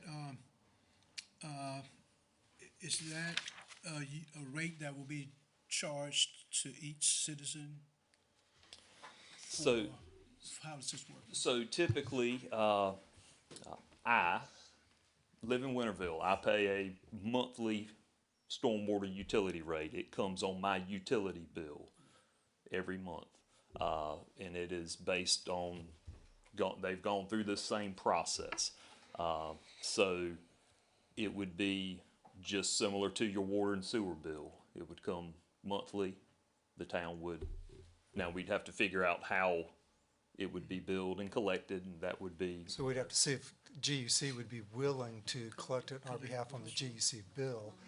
If not, we would have to try to see if the Pitt County tax collector could put it on the tax bill, and it would be collected annually at the time of tax collection.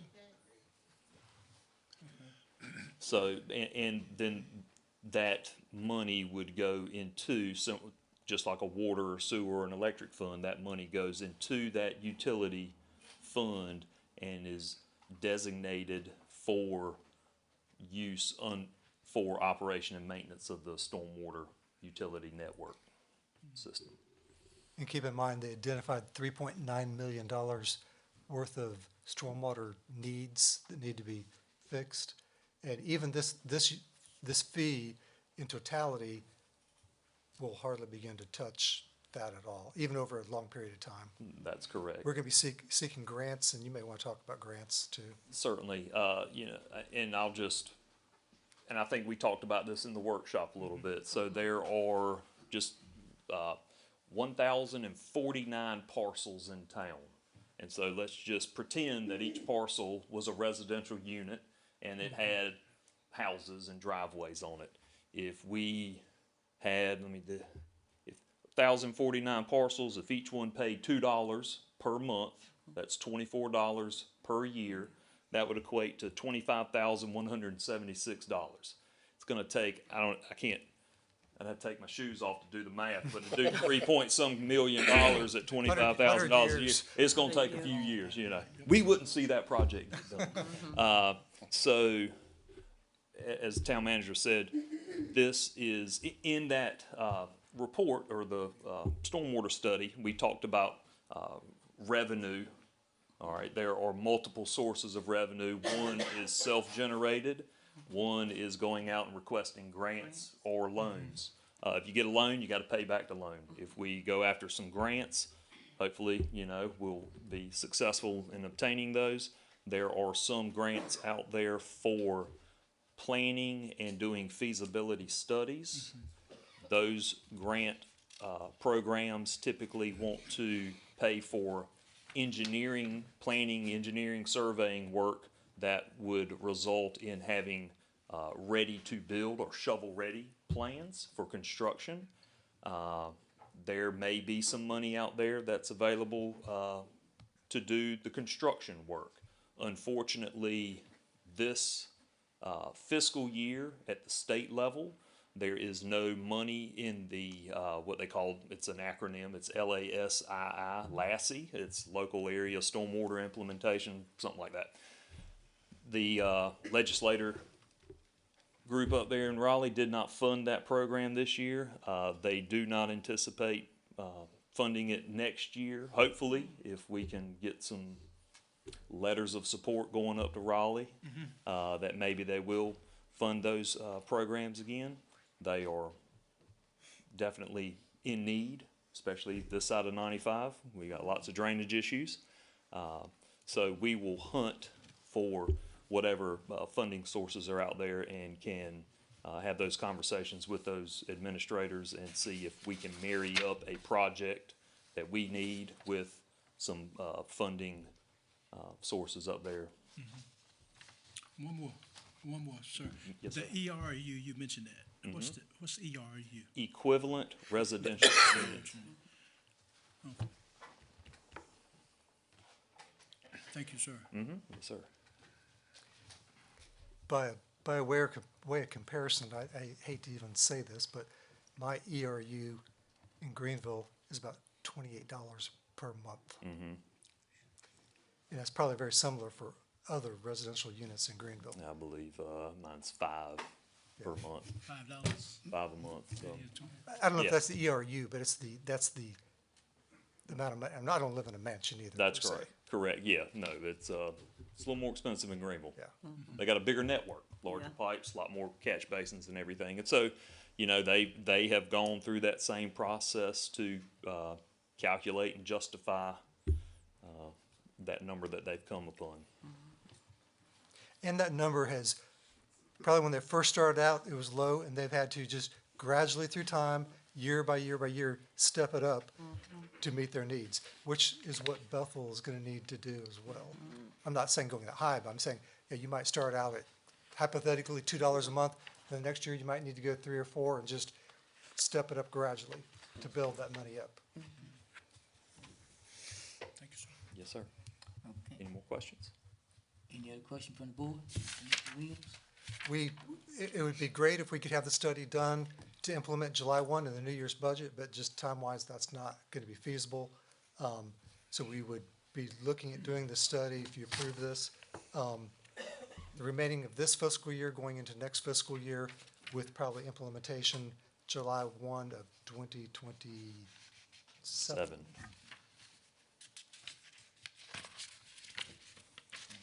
And if you so choose to do this project, the $40,000 amount of money would have to come out of fund balance. Okay. So at this, any other question for Mr. Williams? If not, we ask that you would consider our next steps after hearing the report from Rivers and Associates. So this is one of 2 items, but we probably should go ahead and deal with this first, and then we can go into the second major item. So I guess the question is, what is the board's pleasure on on this study, stormwater utility rate study? Personally, I don't see where we have a choice. I mean, I really think, we know we have an issue. We already have an issue, and if we put this off any longer, it's just gonna get worse. We know that we don't have the money to fix it. Now, granted, this is not gonna take care of that problem, but at least it'll put us in a step in the right direction. So that maybe eventually we can get there. Okay. Any other discussion? So we need a motion.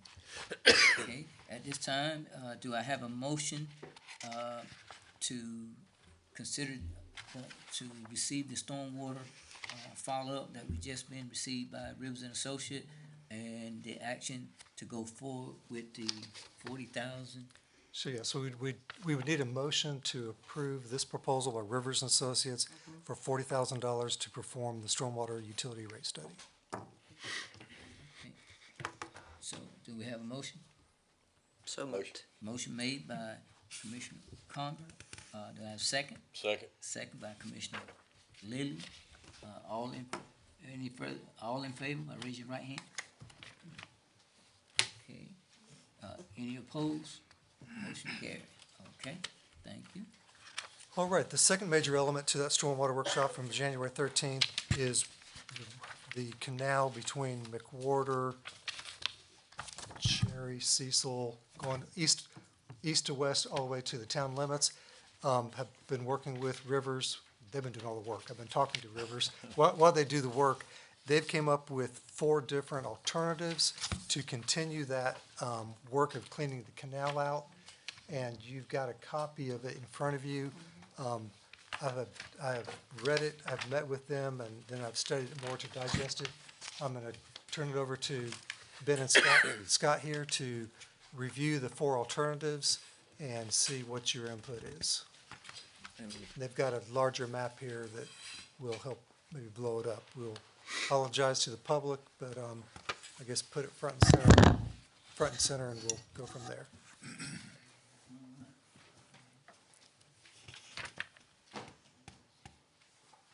So I'll kind of kick it off and let Scott, I'll pass the baton to him.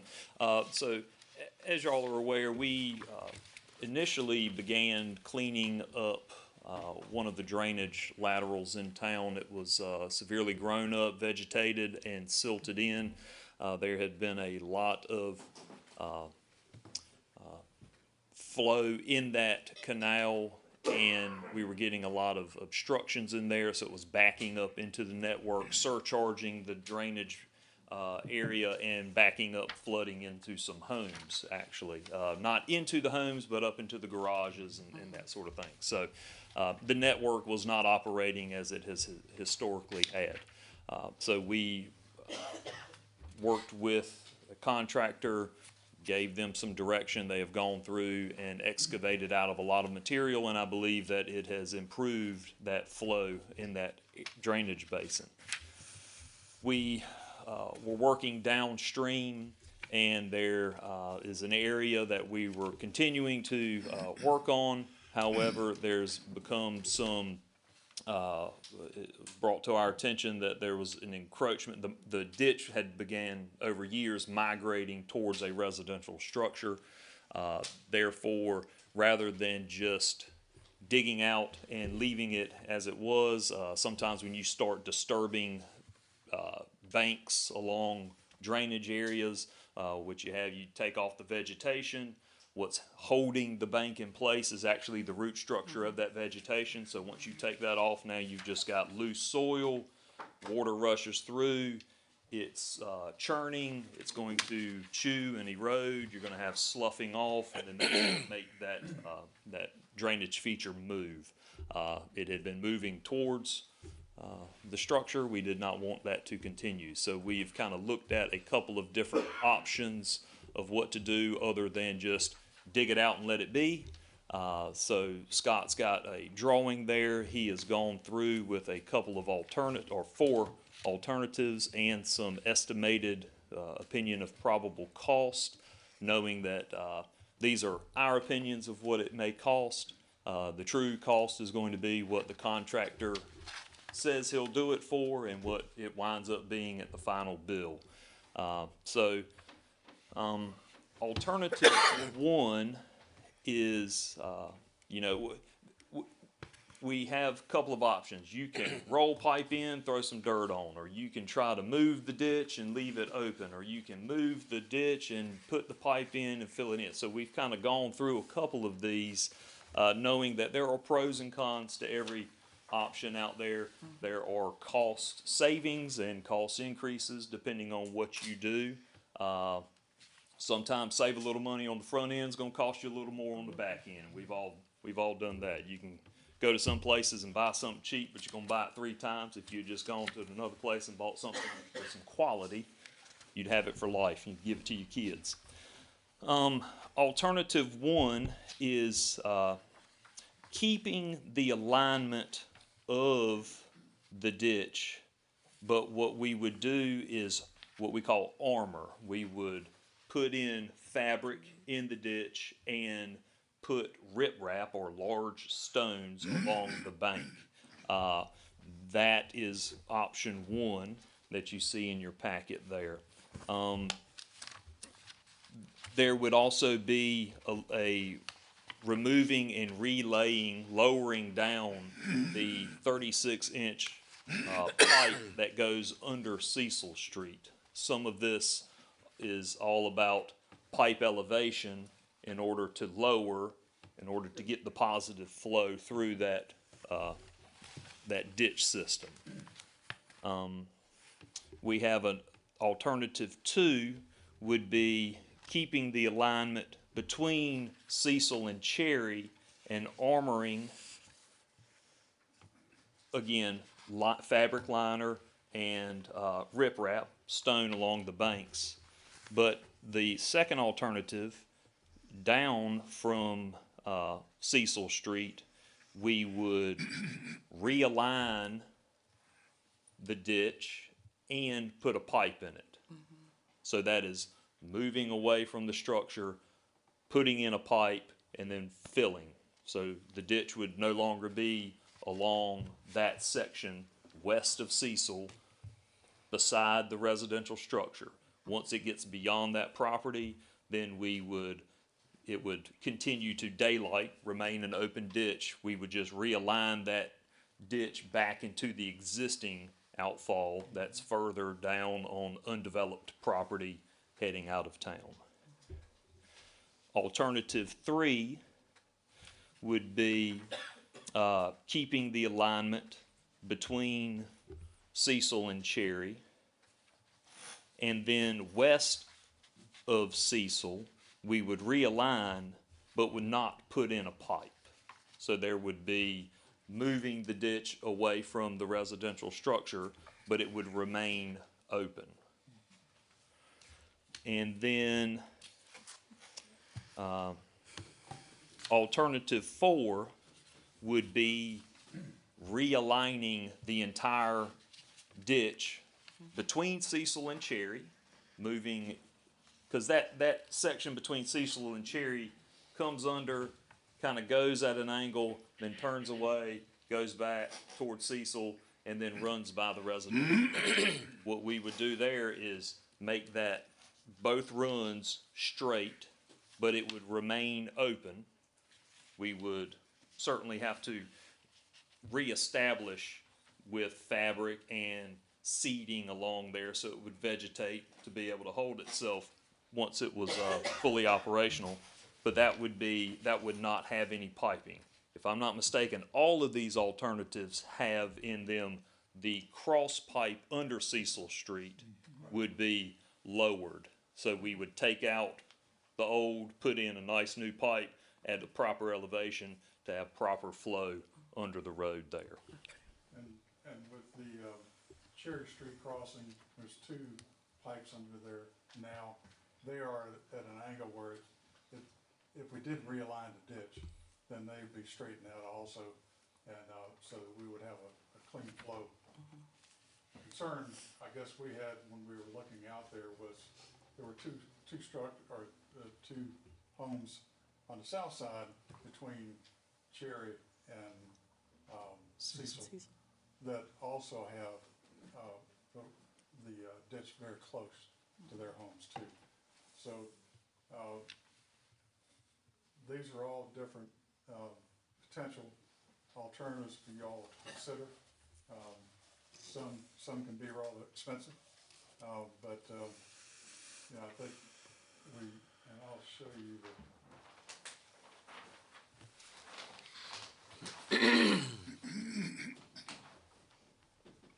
maybe a little hard for you to imagine, but Cherry Street is right here, and the current through the two pipes that come through Cherry Street, it basically points right directly this way. So that's the reason why this ditch takes that curve and it comes back down. When it gets to Cecil Street, Cecil Street is also at an angle, and it basically points it down this direction. So that's our existing ditch line.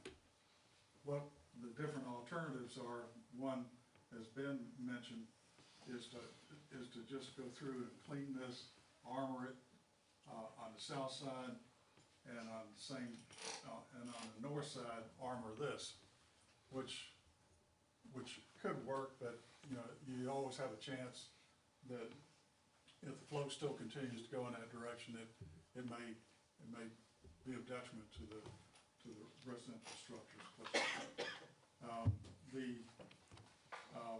the other alternative to leave this loan still armored and then go through So you'd be replacing the pipe on this side of Cecil Street all the way down to here in different alignment, and then dig this out and come tie back into the existing ditch. And then the other alternative is to just replace this at a different angle here and make it just still an open ditch, but move it over so it's out of the way of any concern. The last option, option 4, or alternative 4, is to take that and dig a new ditch all the way through here to keep this bow in that. So, and that would be probably the most expensive option that we have. So Scott or Ben, on that last option, option 4, that straightens the ditch out into a new line, the town would need to seek easements to do that, correct? So I would recommend on any of these options that the town obtain easements, because we have kind of gone through, currently, there are a few drainage easements in town. There are none that I found with a quick search. I'm not as good as Marie in Keene's office is doing research in the courthouse over there, but I do know what I'm looking for, and it did not pop up on the Register of Deeds as a drainage easement for the town. Anytime, no matter where we're at, and even in new development that may occur, it would behoove the town to obtain drainage easements that allow the placement of drainage structures and then the ability to come in and maintain, improve, do anything in there later in the future. So to clean up the paperwork and tidy up the house or the files, it would be good to obtain easements on any of these corridors that we are looking to do any type of realignment or improvements within. That way, that's during construction, you may need a little bit more temporary construction easements that are a little bit wider to accommodate placement of materials and equipment. And then once the project is over, you would just say you have 40 feet to work in or 60 feet, but then when it's done, you have a 20 or 25 foot drainage easement that allows the continued operation or location of that structure in there, but then the ability for town staff to access to do any type of inspection or maintenance later on. And currently, without an easement, you're working basically with a what's it called? Prescriptive right. So, you're able to go in and do some maintenance, but you're doing so based on just a prescriptive right, because like it's town. It's probably been there longer than 21 years. Yeah. Exactly. But it certainly would be best if you had easements associated with everything that you're spending your money on. So the first alternative has a projected cost of $52,000. Second alternative, roughly $88,000. Third alternative, about $54,000. And the fourth alternative, not including easements, $101,000. I guess none of those would include easement costs. That is correct. Projected, Yeah. construction bills.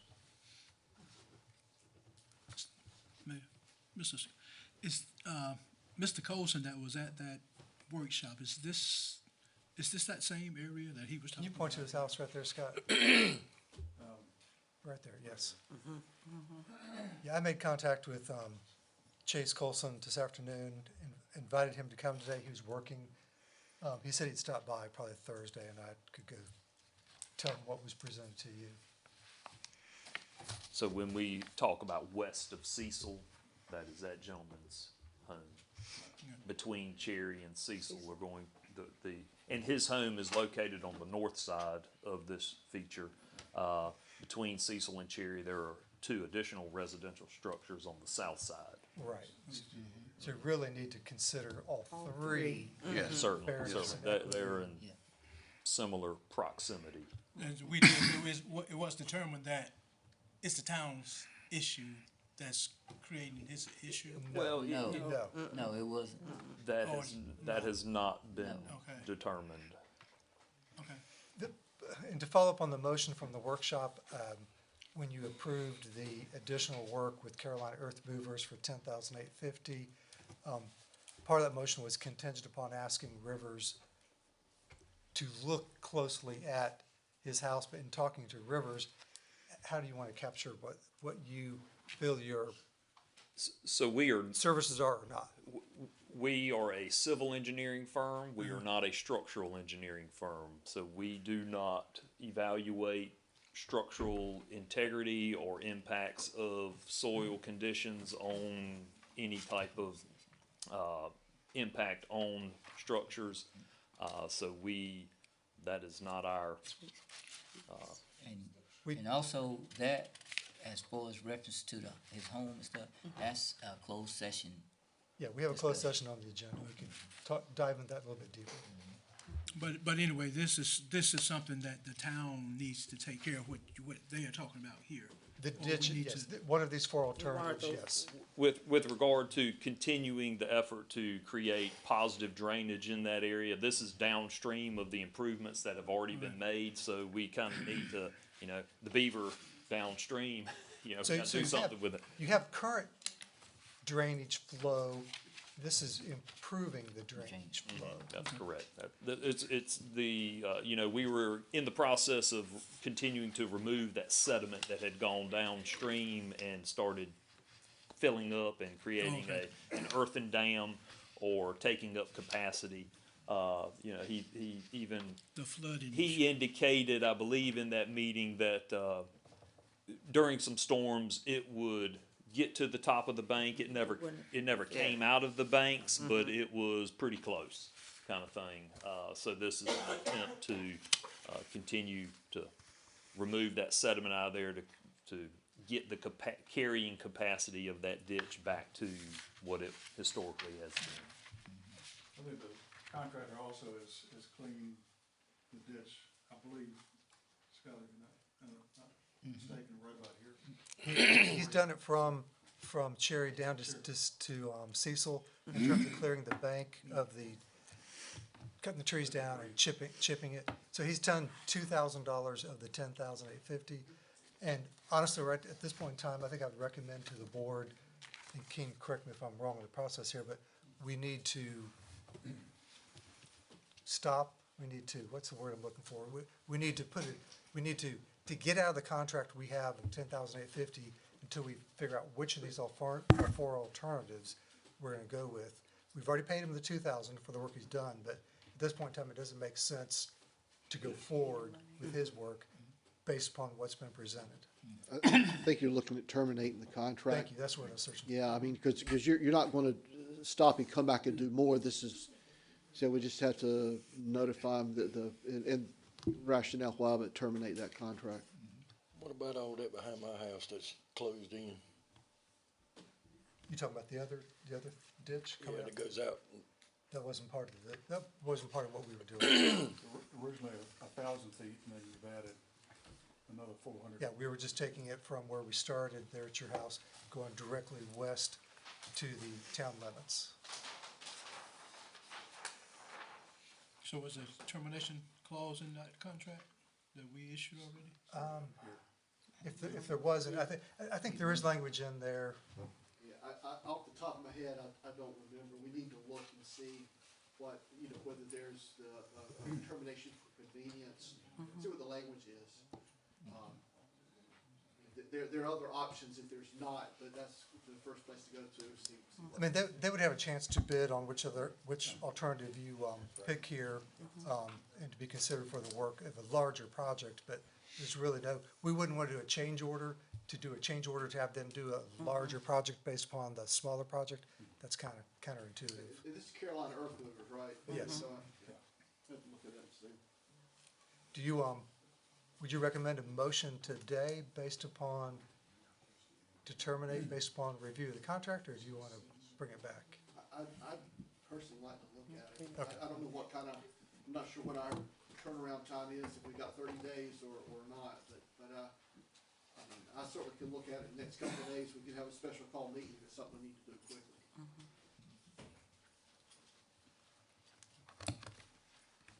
So would the board like to kind of soak this in, and we could do a special call meeting to discuss this, particularly as to which option you want to go with, and also to deal with the contract issue with Carolina Earth Movers.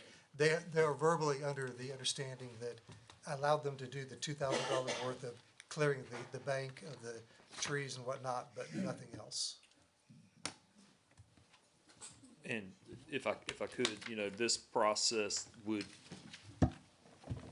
should fall under the threshold and be able to go through an informal bidding process for the contractors. So it is well below that cost threshold there, that we could seek out and get quotes or bids from contractors on whatever option, and have alternative option in that package as well.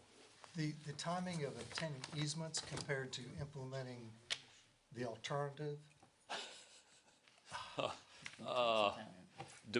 Depends on how many folks are affiliated with the property that you are trying to obtain the easement How many from. cooperative or non-cooperative? How agreeable they are to granting the easement. And now, if we can come to an agreement that goes pretty quickly, should there be a need, the town has the ability to condemn area and offer a fair price to then continue the work. And then that discussion would run parallel to the improvements being done, whatever alternative they may be. And my 2 cents worth, and I've had the opportunity to work with Ben on similar matters. If most of the time, and so I'm qualifying this, but most of the time people are pretty receptive if you're working within the bounds, sort of an existing ditch, and you're saying, hey, we want to make this official and we're going to be maintaining it moving forward. Most time people are pretty receptive to that. Not guaranteed. As long as you're not cutting across the middle of their property with something new, they'll work with you on that. Now, the other thing is, purely from the lawyer point of view here, is we'll need some surveys. We've got to have something. So there's some, and that may already be done. I'm not sure with the surveys. That's right, and he's right. For each easement, for each parcel owner, there'll need to be a map associated with, and as Keene mentioned on some of your other property issues, a description of the area that would be falling within that easement. So there'd be a legal description done up for that would be attached to the document that is then signed off and recorded at the courthouse. If you all chose to go with the new alignments, you're probably dealing with 1, 2, at least 3 or 4 parcels. One of those are in a LLC, so it might be a little bit more difficult to. I have a question. I thought we already approved the clean out of the ditch in front of my father-in-law's back through the house that they didn't, that the drainage ain't draining there because the whole ditch is covered at the top. There's nothing there. No, we only did the initial contract was for 1,000 feet between pretty much at McWhorter going all the way down to, what was the street? Cecil? Cecil. Yes. The second contract then was going from Cecil all the way to the town limits going west. It's only been a straight alignment. We never approved or discussed going, I guess what, south? Because the water drainage ain't gonna drain until you do something in that, on the other side of my house. Because the ditch 3 foot deep, I mean, the grass is level with it, you can walk right across it. Just keep in mind that this whole, this project was initiated kind of, a jump start to looking at the overall study and the needs.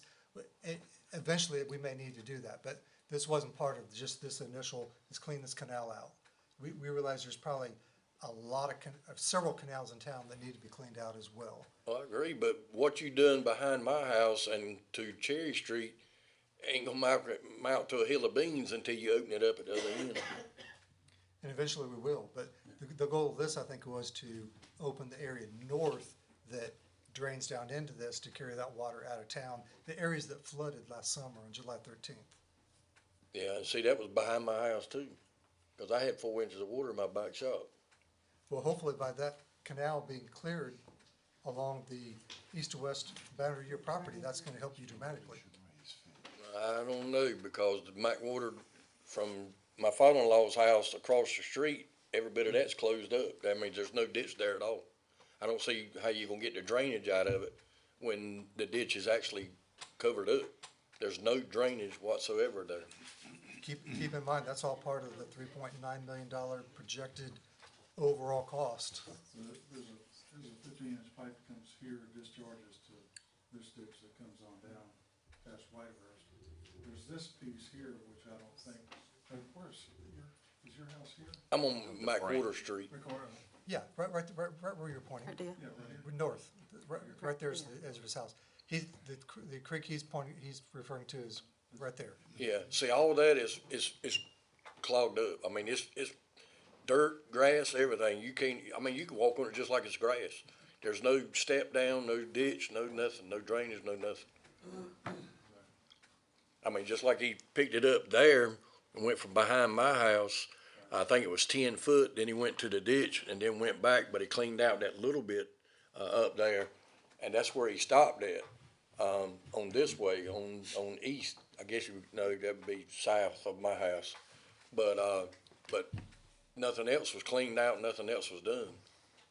And it's, like I said, it's full. I mean, there's no drainage there whatsoever. When we initiated the first project at, I think that was like 15,000-ish in monies, then we added 10,000 to it. This is all coming out of fund balance, and realizing this is just a Band-Aid to a much larger town-wide stormwater issue that we need to bite off one bite at a time. Yeah, there was that large area in the neighborhood that was running down the street, went through some backyards, came down by the pump station, and was entering into the canal by way of that. That's right. And so that was kind of. That was one, and then the other pipe coming off of here discharging. So we were trying to, I guess, clean out the downstream of where the pipe discharges were. Or that whole area had surcharged back into that neighborhood there. I mean, it's all interconnected to some degree. Oh, yeah. Oh, yes. Oh, yeah. And you know, as you, when some back up, it backs up into another part of the basin, and then it actually finds its way back over the hump. You know, there are times where there'll be the high point and it's a break point, but if it's clogged up enough, it'll work its way up and over that hill sometimes. So I mean, even just talking about the four alternatives for the work, not including what Commissioner Lilly's referring to here, whether 50,000 or 100,000, we're eating away at a town fund balance. Yes, we have fund balance, but it's not that much fund balance. And Certainly. we're eating it bite by bite by bite to a point where we're not going to have adequate fund balance. Exactly. That's why we need this rate study and revenue, grant funds, the whole yeah, enchilada. it's a multi-prong approach.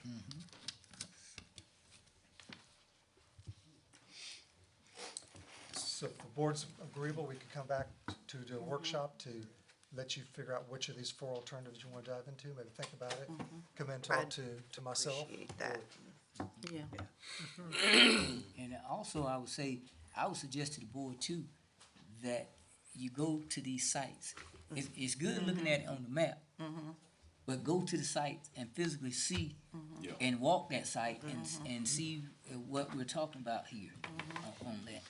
Because not only do we have a problem or a situation with this site, there's another part of canals that's here that's kind of got the same problem that needs to be cleaned out.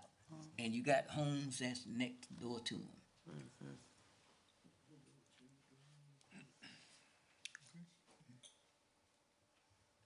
Any other question for Mr. Williams?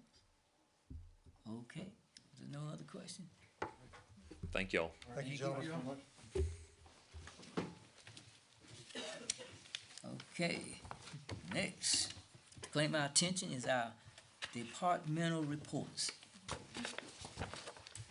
All right, for my items, financials for the month of January, you have on there your revenues, expenditures. Revenues are coming in at 44%, expenditures are at 43%. So expenditures are right in line with revenues, actually just slightly down. You can see the breakout by department or functional areas as we track them. On the cash balance report, we currently have almost $3.3 million on cash balance, with the majority of that being invested, again, with the North Carolina Cash Management Trust. So if the board would approve that, that would be appreciated. Okay, all right, you've heard the financial report from our manager. Do I have a motion to approve the finance report? So moved. Motion made by Commissioner Lilly. Do I have a second? Second. Second by Commissioner Jones. Any further discussion? No further discussion? All in favor by raising your right hand? Okay, any opposed? Motion carried. All right. All right, your next board meeting obviously will be April 7th. Item C regarding the pit stop, as the board will remember, we are working with the Pitt County Arts Council in terms of the two murals, the one facing the railroad on Andrew Street, the one on the side of the building back toward the back entrance. They issued an RFP, a request for proposals for artists to present, artists who have done murals to present their work they've done in other examples in other towns. The Arts Council was pleasantly surprised. They had 30 different individuals who wanted to be considered. Internally, the Arts Council, through their Civic Arts Committee, whittled that down to what they considered their top 5. They then presented that to our internal committee, being myself, Kelsey Dew, the mayor, Holly Garriott herself, and then one of her staff. And so they've got 3 artists that they would like to come to town, and we're looking at, the 10th of April, Friday, April the 10th, from either 4 to 7 or 3 to 6. We're gonna nail down the time frame, and there'll be an hour for the Arts Council and town staff to meet with the artists, an hour for them to maybe project their vision, then the last hour to get stakeholder, being town residents, town commissioners, your input as to what you would like to see on the mural itself. Yeah, that is April the 10th, Friday. Again, we're trying to nail the time down. It will be late afternoon or early evening. So that project is moving forward and is pretty much fully funded from the E&C Alliance, as well as the Arts Council itself. We have from Pitt County Emergency Management, Randy Gentry is going to come to your next meeting on April 7th to discuss how Pitt County's Emergency Management Department plans for emergencies, such as for a small town like Bethel. Obviously, we don't have a emergency management director or the staff or the ability for that, so we do rely upon the county in that vein. So he will come and talk about concerns, whether it's the railroad, if we had a disrailment or something to that effect, or a major hurricane coming through like we did Hurricane Floyd, what we would expect from the county. And Mr. Mayor, with that, that's all I have. Okay, and just to give you something to think about as far as that, on that stakeholder meeting in reference to the mural, I have spoken with them that I would love to see something that reflects Bethel, the past, the present, and the future on the murals. And that's something, just food for thought, for FYI, something to think about, or what you like to see on this mural. Next claim our attention is, we'll ask Commissioner Lilly if he'll put on his fire chief hat.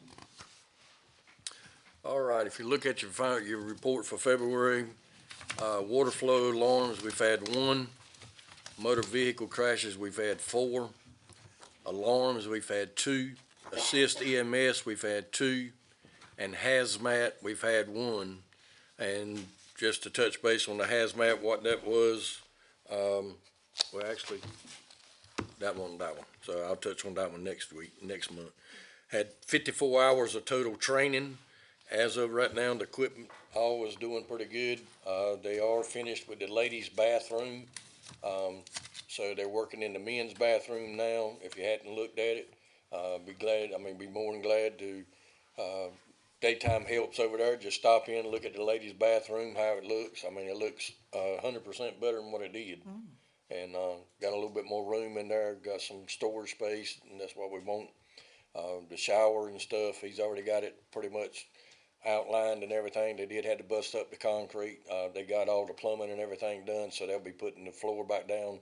I think they said they're coming back Thursday to finish that, and then hopefully in about a week we'll be totally finished over there with the bathrooms. Week after next, we will be starting our hose testing with A1 fire safety. A1 pump training and stuff. So we were doing our hose testing, and then later on we will be doing our pump testing, and we're going to hold off on maintenance and stuff on the vehicles until October or after July the 1st. Okay, any question for the fire chief? If not, thank you, sir. Next, claim my attention, our manager will speak on that, is our public works. No report tonight. Okay, all right. Last but not least, our town attorney. I've had a lot to say tonight. I'll be brief on this matter. I've been your town attorney for 20 to 25 years. And when I came on board, one of the first things I noticed was that when a motion was made, historically speaking, the town didn't make a second.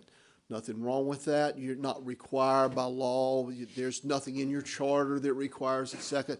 Just, I'll just say, historically, a second was not made.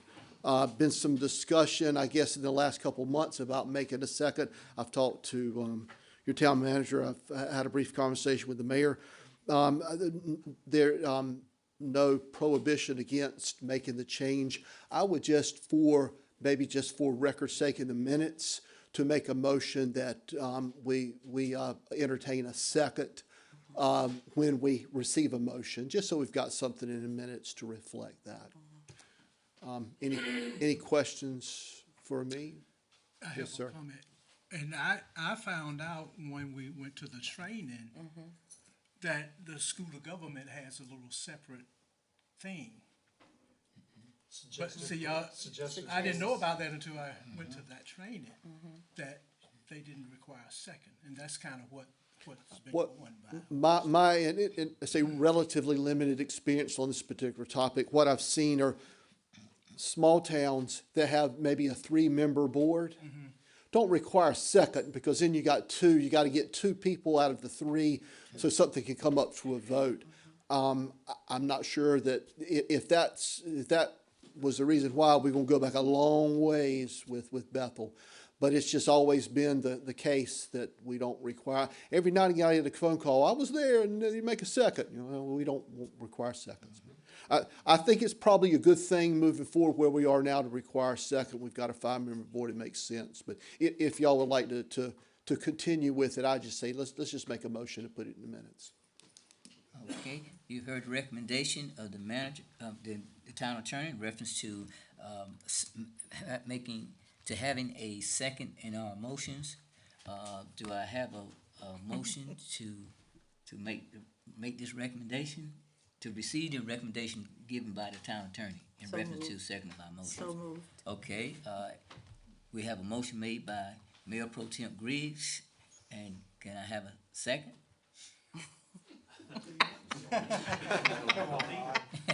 So moved.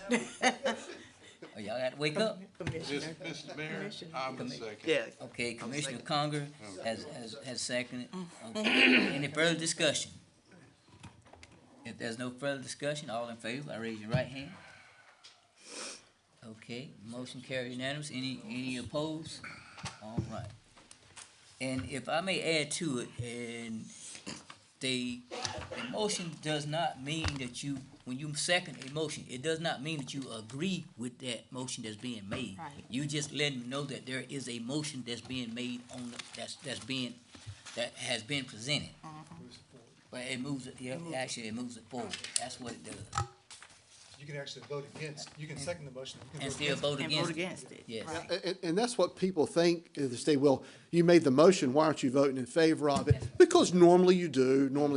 But a lot of times people just want to put it on the floor so it can be discussed, so they make that second. Exactly right. Okay, all right. Okay, we thank the town attorney for that. At this time, we're gonna ask Commissioner Congress, you have anything? I just thank y'all for coming, Commissioner, for giving it out for the whole meeting. Commissioner Lilly?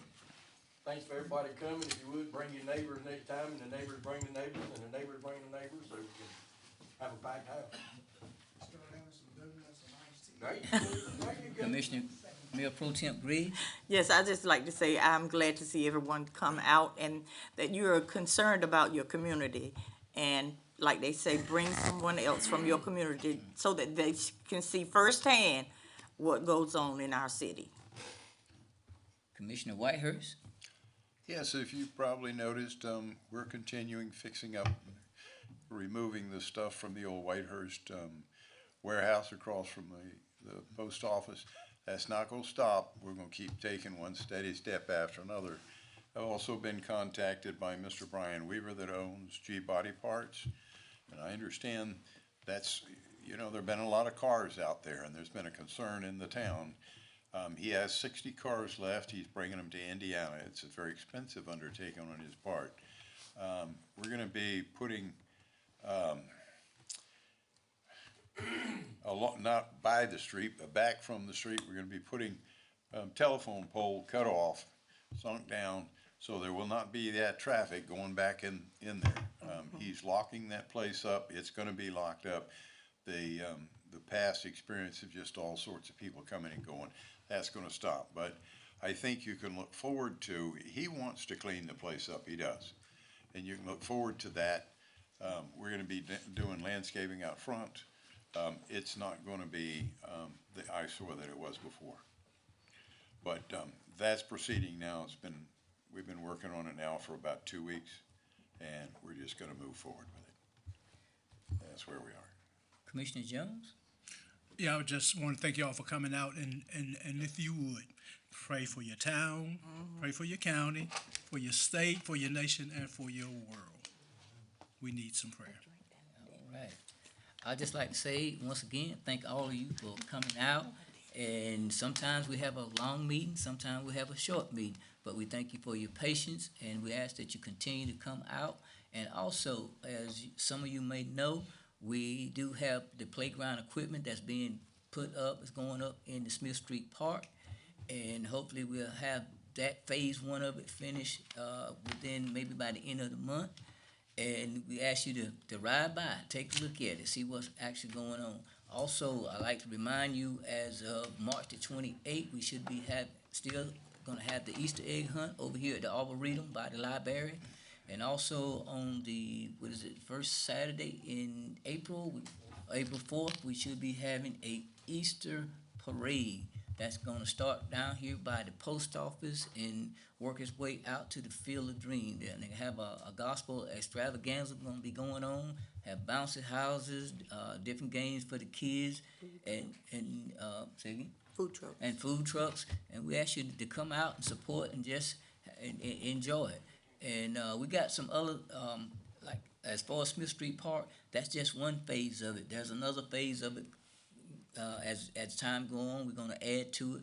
And so we ask you just continue to pray much for me as a mayor and for this board of commissioners here, and tell those that you don't see to come to the town hall meetings. And not only that, I'm still pushing for those in the rural area to come to the town hall meeting. That's right there on the edge of the ETJ, because whatever affects the community, sometimes it also affects them in their area there. So we ask you to continue to come out, and we thank you for your support and everything.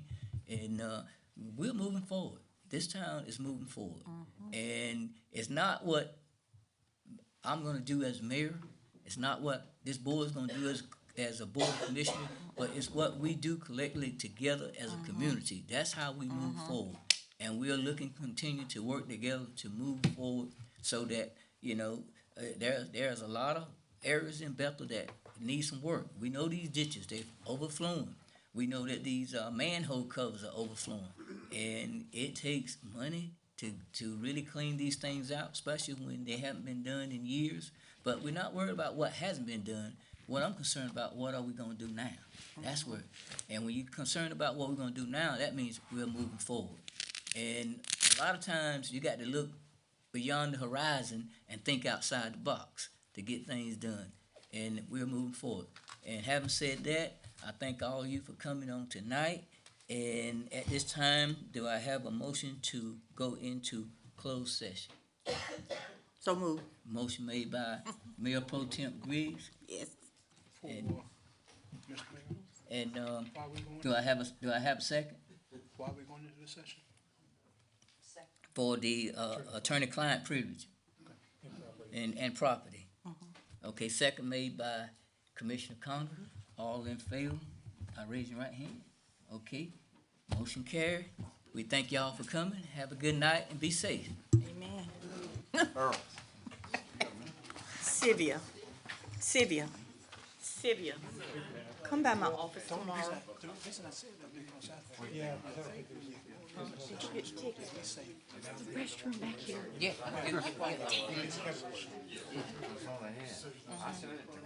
You did.